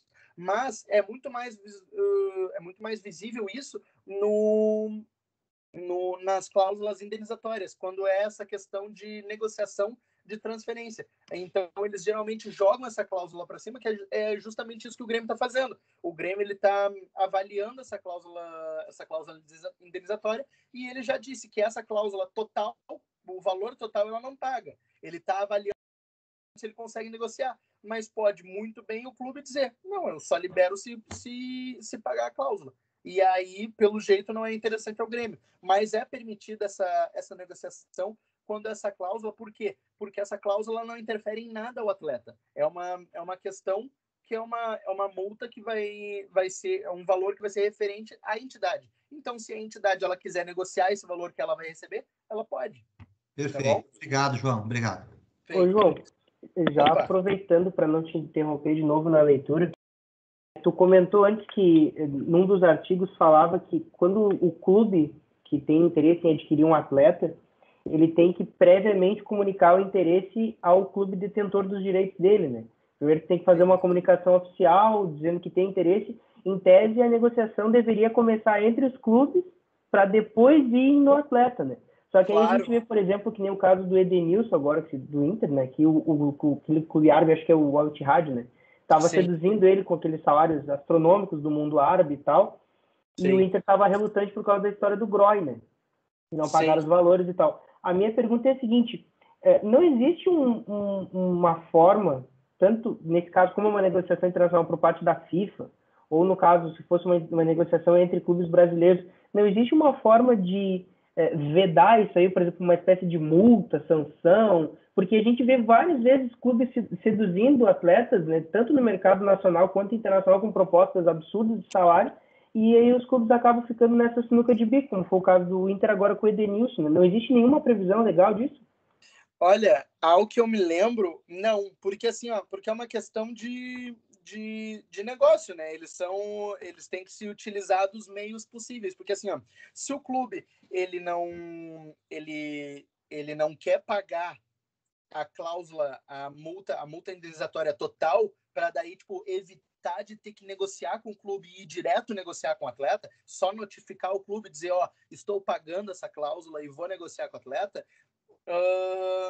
eles têm que utilizar dos meios que são próprios deles, por isso que tem essas questões, como a gente vê com o Edenilson, dessas seduções dos clubes apresentarem os salários, apresentar as propostas, porque assim, o clube, quando ele fecha o vínculo empregatício com o jogador, ele tem direito a negar as propostas, como por exemplo essa situação, o Inter ele negou no fim a proposta do Ittihad. Eu nem sei se eles ainda estão em negociação, mas ele negou já várias propostas feitas pelo Ittihad.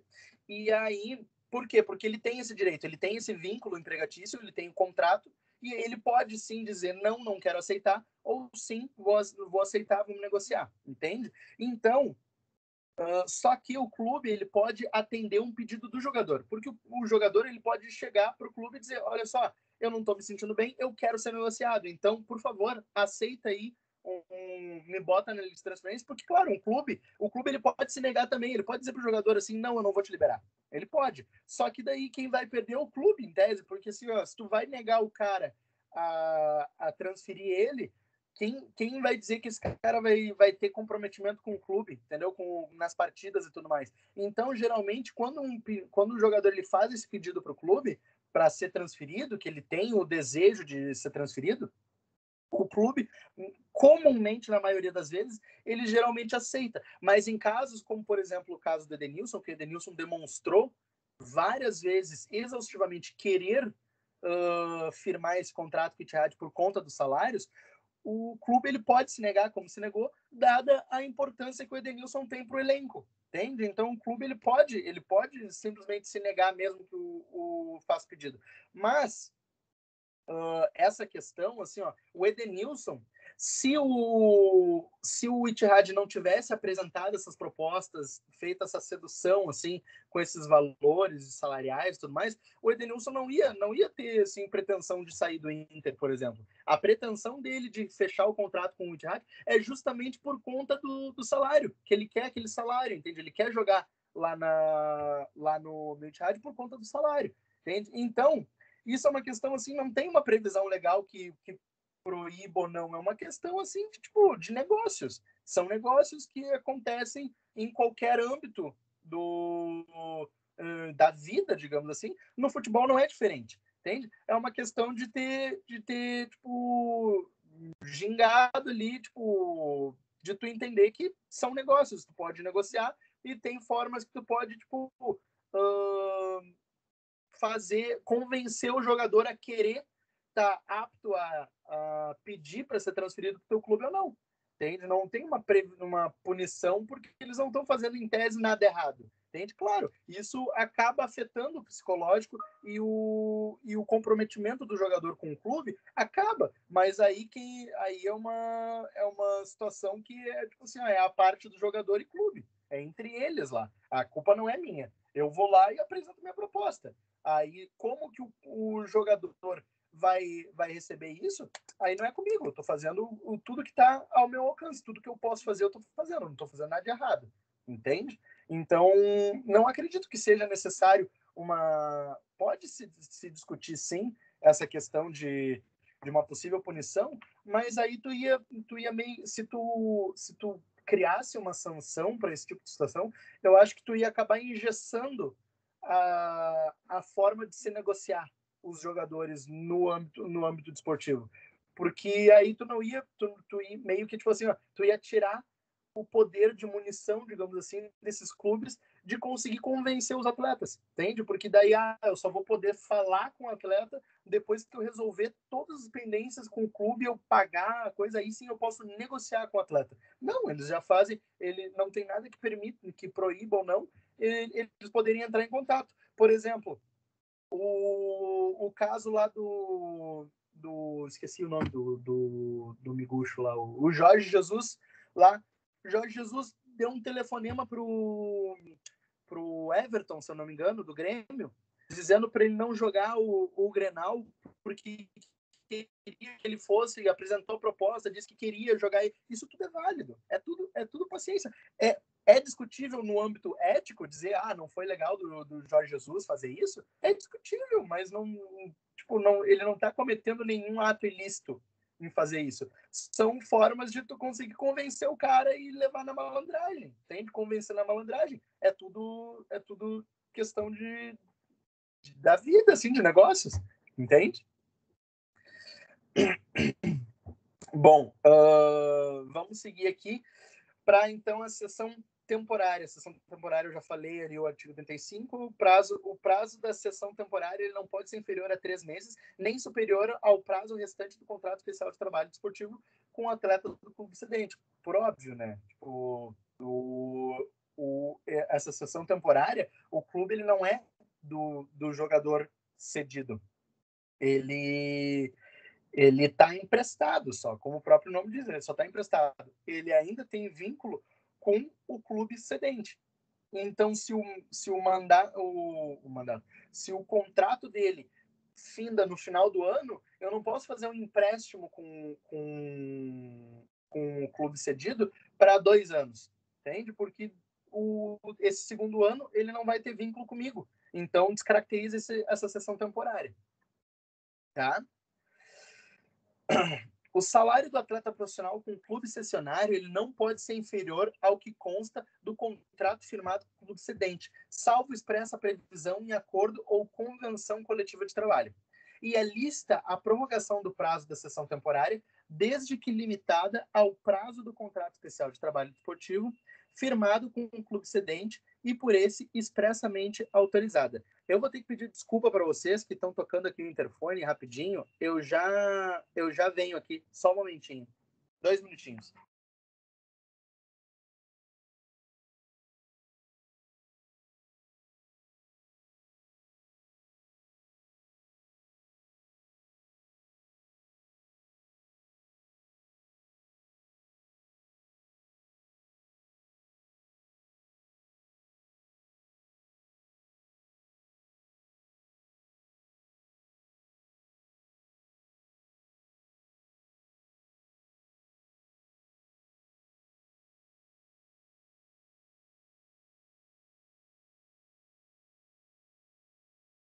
Voltei, pessoal. Desculpa, voltei, o interfone tocou, eu tô sozinho em casa, minha mãe chegou, eu tive, não dá para deixar.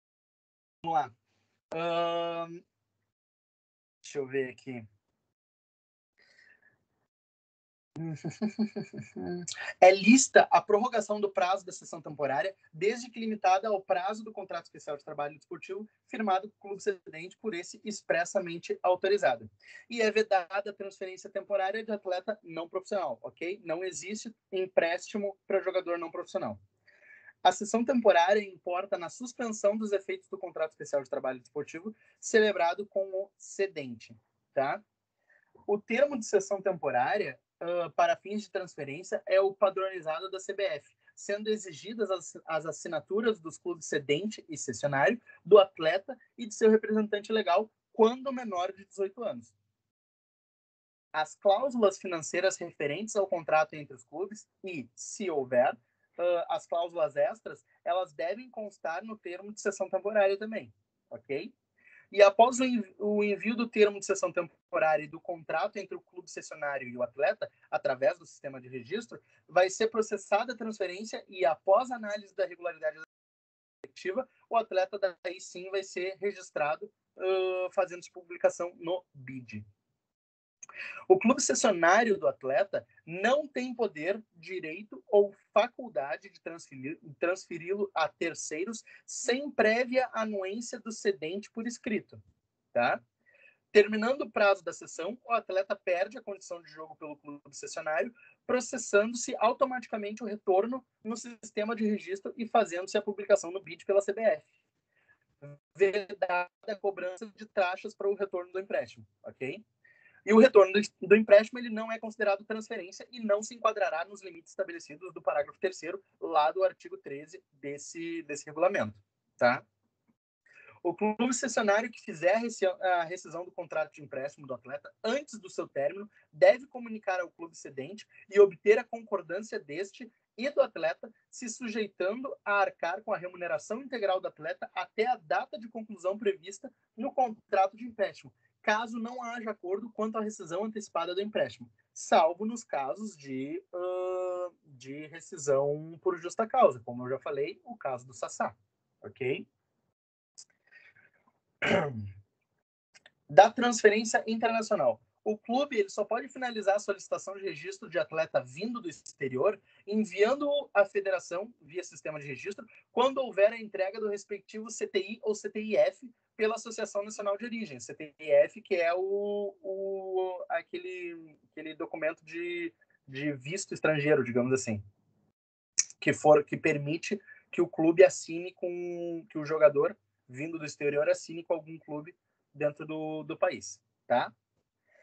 Em caso de estrangeiro solicitando seu primeiro registro como atleta no Brasil, a CBF consultará a Associação Nacional do país de origem do atleta, a fim de confirmar se de fato o atleta não tem registro nessa associação.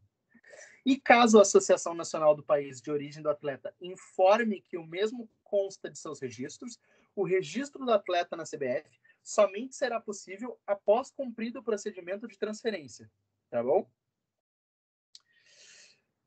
Em se tratando de atleta estrangeiro menor de 18 anos de idade, o registro na CBF ele proceder-se-á com estrita observância das normas da FIFA, especialmente no artigo 19 do regulamento da FIFA sobre o status e a transferência dos jogadores.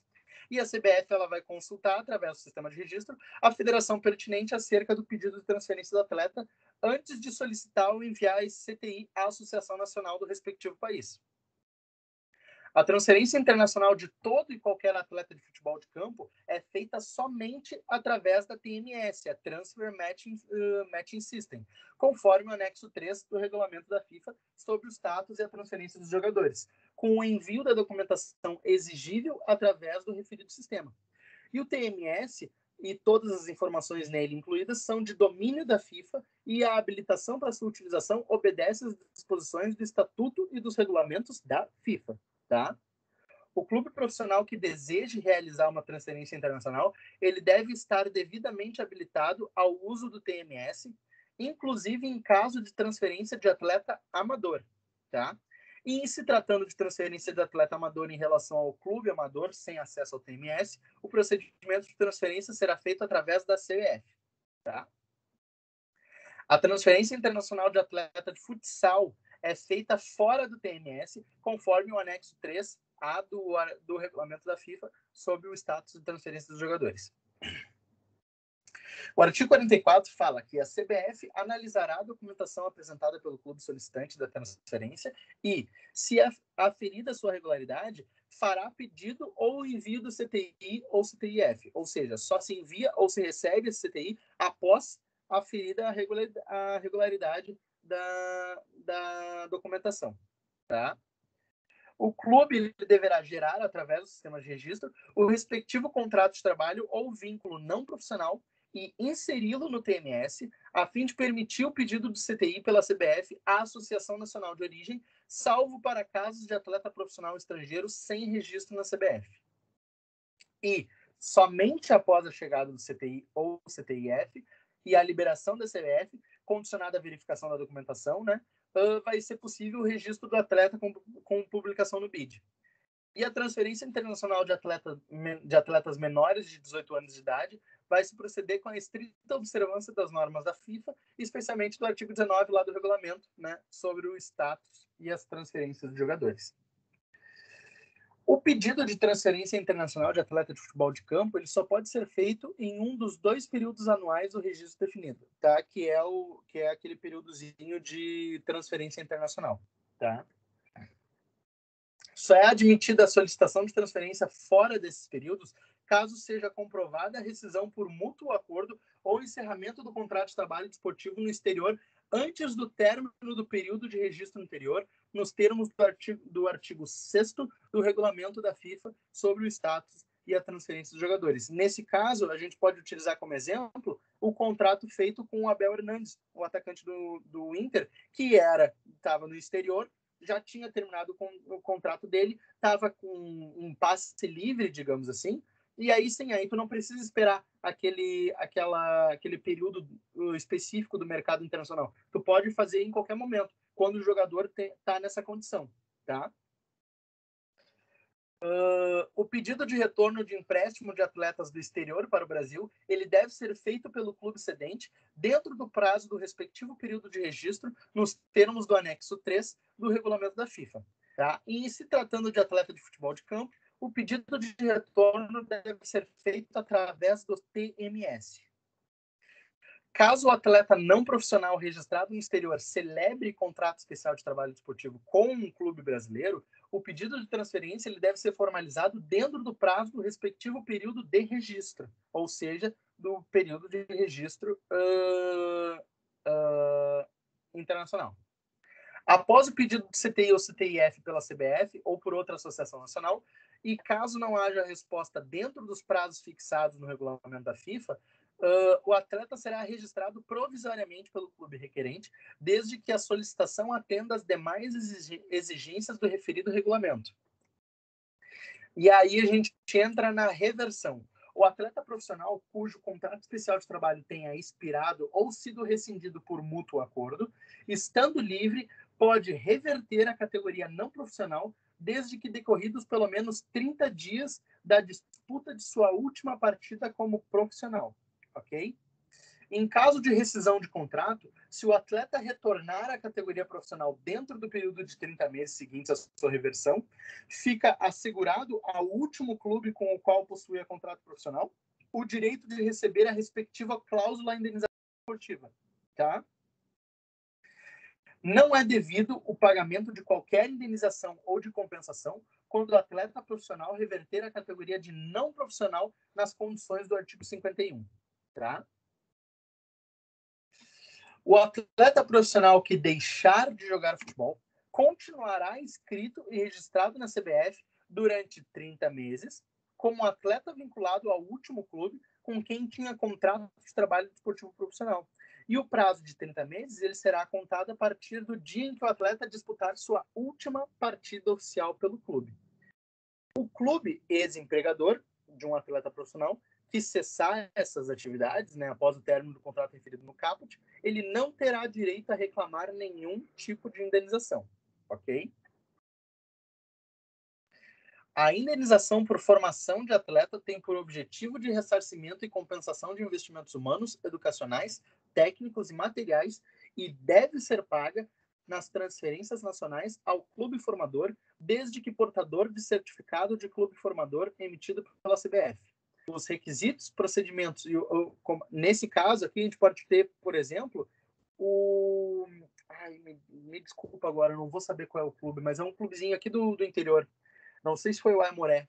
Acho que é o Aimoré. Ganhou 2 milhões de reais dada a transferência do Luiz Henrique do Botafogo para o Olympique de Marseille.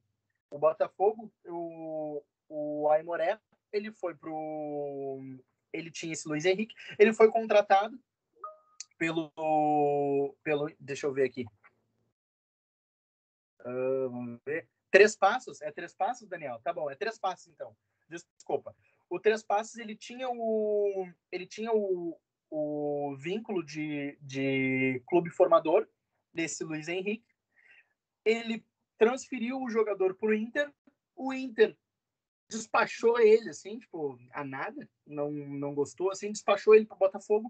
No Botafogo, o guri cresceu, conseguiu visibilidade, foi vendido por seus 10 milhões de euros aí pro Olympique de Marseille, e aí por conta desse vínculo de clube formador que o Três Passos tinha do jogador, ele recebeu esses rendimentos referentes a esses gastos, que é isso que ele está dizendo aqui, que é os investimentos humanos, educacionais, técnicos, materiais, que devem ser pagos ao clube formador. Tá? Então, nessa, por conta, e esse valor, ele é calculado numa porcentagem do valor total da transferência. No caso dos 10 milhões de euros, o Três Passos ganhou aí seus 2 milhões, justamente por essa questão. Os requisitos, procedimentos e valores da indenização por formação, em se tratando de transferência nacional, serão apurados de acordo com a legislação nacional. E o clube portador de certificado de clube formador emitido pela CBF, que não receber o pagamento ao qual faz jus, pode postular o valor devido pelo clube inadimplente junto ao CNRD. Tá? Na hipótese de pagamento de indenização por formação, o Training Compensation, envolvendo clubes brasileiros numa transferência internacional, ao caso, o CNRD pode obrigar o pagamento do valor devido aos clubes que comprovarem a sua condição de credores e os valores aos quais fazem jus. Tá? É essa a situação do traspasso. Ok? Mecanismos de solidariedade. Se um atleta profissional transferir-se de forma onerosa em caráter definitivo ou temporário de um clube para outro, antes de fim do seu contrato especial de trabalho desportivo, os clubes que deram suporte à sua formação e educação receberão uma parte da indenização a título de contribuição de solidariedade, distribuída proporcionalmente ao número de anos em que o atleta esteve inscrito em cada um deles ao longo das temporadas. O valor do mecanismo de solidariedade ele será pago pelo novo clube do atleta sem necessidade de solicitação por parte dos clubes formadores do atleta dentro dos 30 dias seguintes à sua inscrição pelo novo clube. Ou seja, aqui a obrigação, por exemplo, no caso, é a obrigação do Olympique de Marseille fazer esse pagamento direto para o traspasso, ok? Compete ao novo clube do atleta calcular o valor da contribuição de solidariedade e distribuí-lo pelo número de anos ou proporcionalmente, de acordo com o histórico do atleta, constante de seu passaporte desportivo, devendo o atleta colaborar com sua nova entidade empregadora para que esta cumpra integralmente sua obrigação com o clube ou clubes que o formaram. O clube formador que não recebeu o pagamento ao qual faz jus pode postular valor devido pelo clube inadimplente junto ao CNRD. e na hipótese de pagamento de mecanismo de solidariedade envolvendo os clubes brasileiros, nessa transferência internacional, o CNRD ele pode obrigar o pagamento do valor devido aos clubes que comprovarem a sua condição de credores. Tá? Aí a gente vem no capítulo 9 aqui, as disposições gerais. Nenhum clube pode ajustar ou firmar contrato que permita a qualquer das partes ou a terceiros influenciar em assuntos laborais ou relacionados a transferências, independência política interna ou atuação desportiva, em obediência ao artigo 18 bis do regulamento da FIFA. Tá?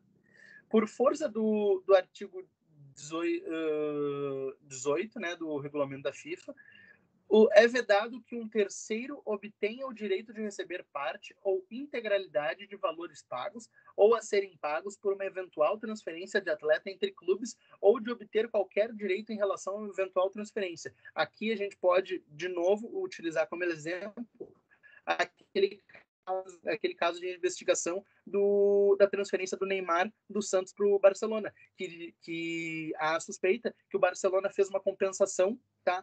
Tanto ao Neymar quanto ao pai do Neymar, tá? Que daí é o terceiro, tá? Antes mesmo de ele poder ser possível firmar aquele pré-contrato, tá? Ele já tinha garantido o Neymar no Barcelona antes mesmo daqueles 6 meses de pré-contrato, ok?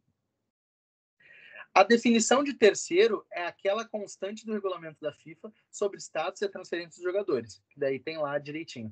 Somente clubes e atletas têm direito às indenizações pecuniárias definidas deste regulamento.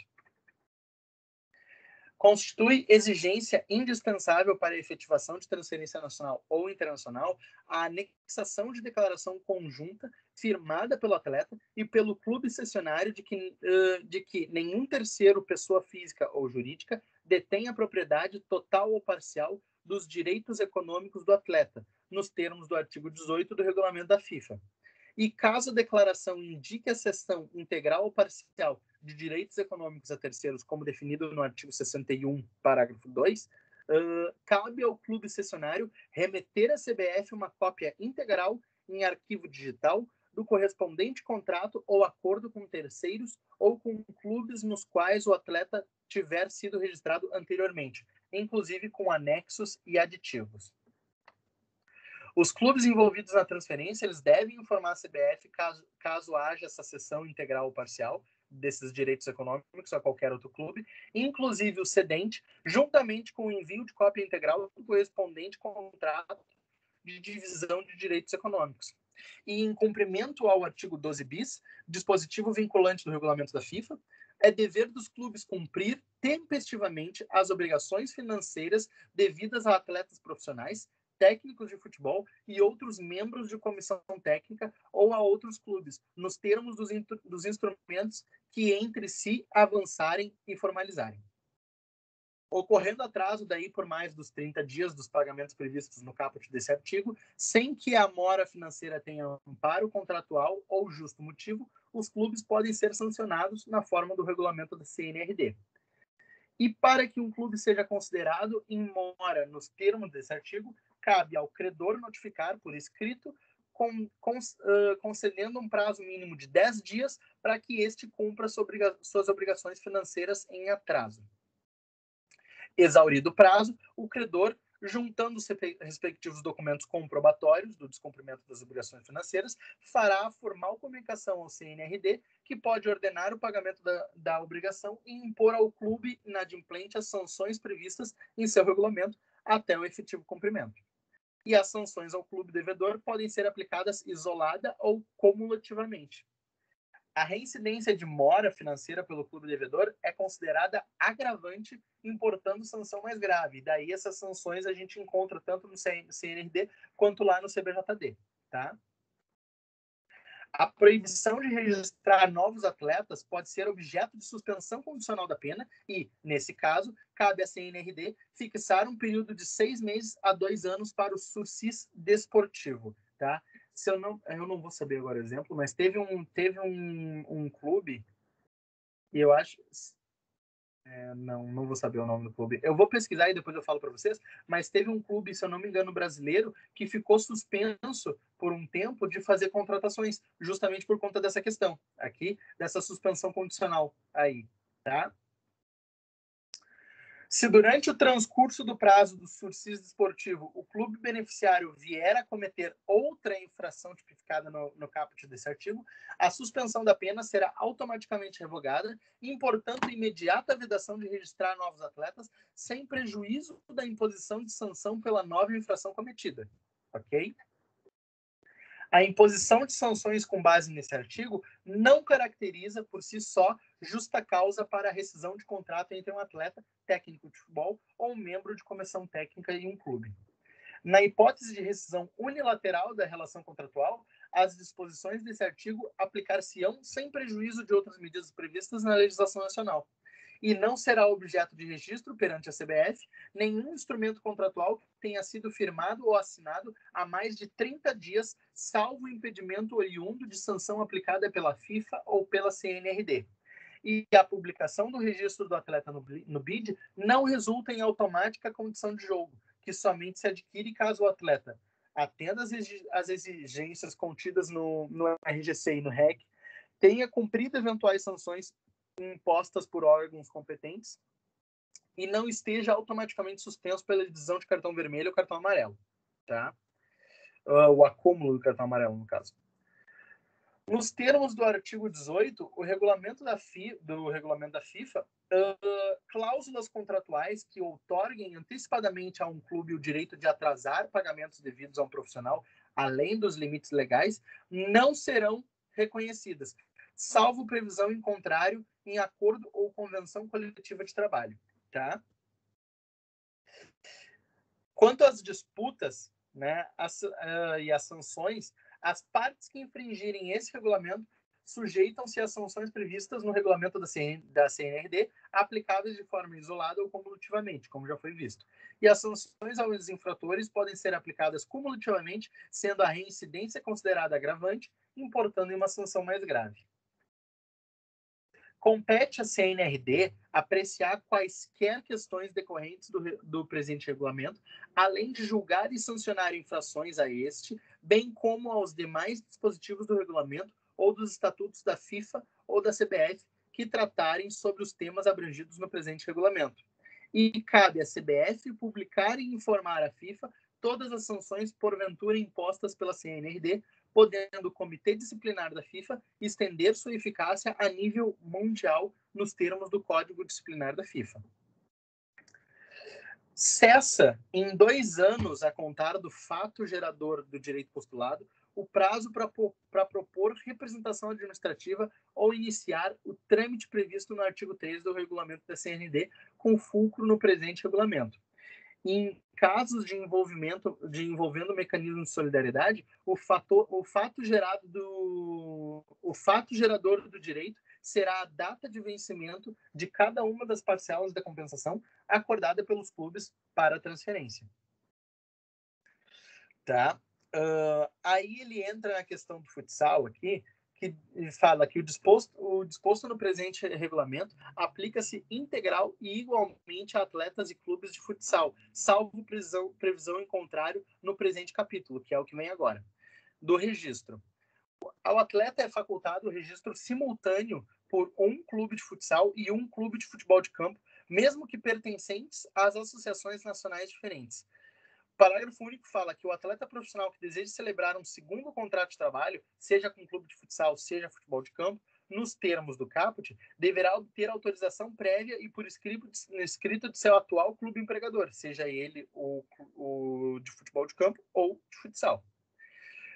Os limites de registro e atuação estipulados no parágrafo 3º do artigo 13 desse regulamento, eles deverão ser computados de maneira independente para o futsal e para o futebol de campo, ressalvado tudo quanto mais previsto no dispositivo em questão. Sem prejuízo das normas gerais previstas nesse regulamento, a transferência de futsal será regida pelo anexo 3A do regulamento da FIFA sobre o status e a transferência dos jogadores, e é condicionada à emissão de um CTIF pela Associação Nacional do Clube Cedente, tá? Na forma dos artigos 9 e 10 do anexo 7 do regulamento da FIFA sobre status e transferência de jogadores, não incide indenização por formação, training compensation, nem mecanismo de solidariedade sobre transferência internacional de atleta envolvendo o clube de futsal. Tá? Na forma do artigo 94 da Lei Pelé, não se aplica ao futsal disposto nos artigos 41, parágrafo 1º e 43 do referido diploma legal, que mais além eu vou ler, provavelmente na próxima aula, tá? Porque essa daqui já está batendo a cota. Independência das sanções. Suspensões aplicadas a atletas no âmbito do futsal independem e, portanto, não devem ser cumpridas pelo mesmo no âmbito do futebol de campo, tá? Por óbvio. As disposições finais. Em casos omissos, bem como em todas as matérias e assuntos que envolvam transferência internacional, aplicam-se as normas do regulamento da FIFA sobre o status e transferência de jogadores, que passa a fazer parte integrante e inseparável desse regulamento. Havendo solicitação de órgãos competentes, de associações nacionais, de confederações ou da FIFA, clubes, federações, atletas, intermediários, técnicos de futebol e outros membros de comissão técnica, obrigam-se a entregar, para fins de investigação, todos os contratos, acordos, informações e registros relacionados às atividades desenvolvidas com base nesse regulamento, assegurando-se de que eventuais cláusulas de confidencialidade ou obstáculos impeditivos, né, à divulgação de informação ou documentação pertinente a terceiros, não se oponham à apresentação de toda e qualquer informação ou documentação. As partes mencionadas no caput, elas devem agir de boa fé, colaborar e esclarecer os fatos e questionamentos suscitados e, em particular, cumprir com as solicitações de informação e ou apresentação de documentos emitidos pelos órgãos competentes. As partes mencionadas no caput, elas devem assegurar a confidencialidade de todos os documentos e informações que lhes sejam disponibilizados através do trâmite descrito no presente artigo, salvo autorização expressa em contrário por parte do órgão competente emissor da solicitação. E a responsabilidade pela veracidade e correção de todos e quaisquer documentos ou informações fornecidos à CBF, à Federação ou inseridos no sistema de registro, é da parte que os fornecer ou inserir. As partes que forneçam à CBF, Federação ou insiram no sistema de registro informações ou documentos falsos, incorretos ou adulterados, ou usem tal sistema para fins ilegítimos, sujeitam-se às sanções previstas no regulamento da CNRD. Cada parte é responsável pelas ações e omissões de seus dirigentes, associados e empregados, prestadores de serviço ou prepostos enquanto usuários do sistema de registro. E o clube inadimplente com cadastramento anual, com um mandato de presidente ativo no sistema de registro da CBF e que não esteja disputando competições oficiais, poderá requerer a desvinculação de atletas por meio de ofício através da federação. Decisões judiciais relativas à matéria desse regulamento, elas devem ser encaminhadas à CBF através dos meios oficiais do juízo competente, salvo autorização diversa por esse último.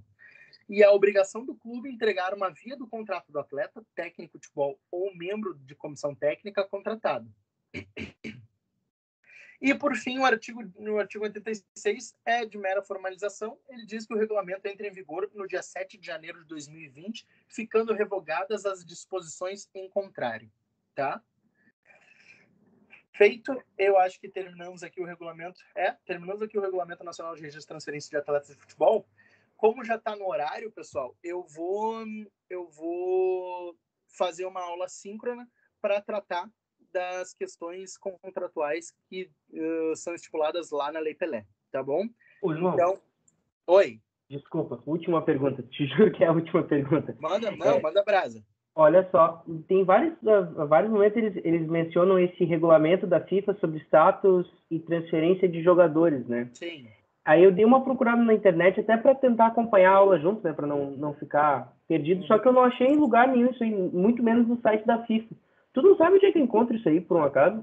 Eu posso pesquisar. Eu não cheguei. Se tu não te importar, eu te agradeceria, porque tá bem difícil de achar, eu procurei bastante aqui, não consegui encontrar. Eu vou pesquisar, vou ver aí se eu não conseguir entregar também, ver se o professor consegue ajudar aí com essa questão. Aí a gente, no momento que a gente achar, eu pego e repasso. Eu boto lá no Moodle e aviso o grupo da turma, tá? Obrigado, João. Valeu. Feito, valeu. Pessoal, ninguém tem mais nenhuma dúvida aí? Todo mundo direitinho? Entenderam a matéria? Nenhuma dúvida? Bom, tá. Já que não tem dúvida, então eu vou encerrar a aula hoje, tá? Eu fico aí com a obrigação daí de finalizar, fazer uma aula síncrona depois para tratar dos dispositivos lá da Lei Pelé, sobre os contratos de trabalho. E é isso aí, tá bom? Eu aviso vocês quando postar essa aula no Moodle e a aula síncrona. Muito obrigado, um bom final de semana para vocês, uma boa semana, até semana que vem, tá? Vou finalizar aqui a gravação e é isso aí. Abraços a todos.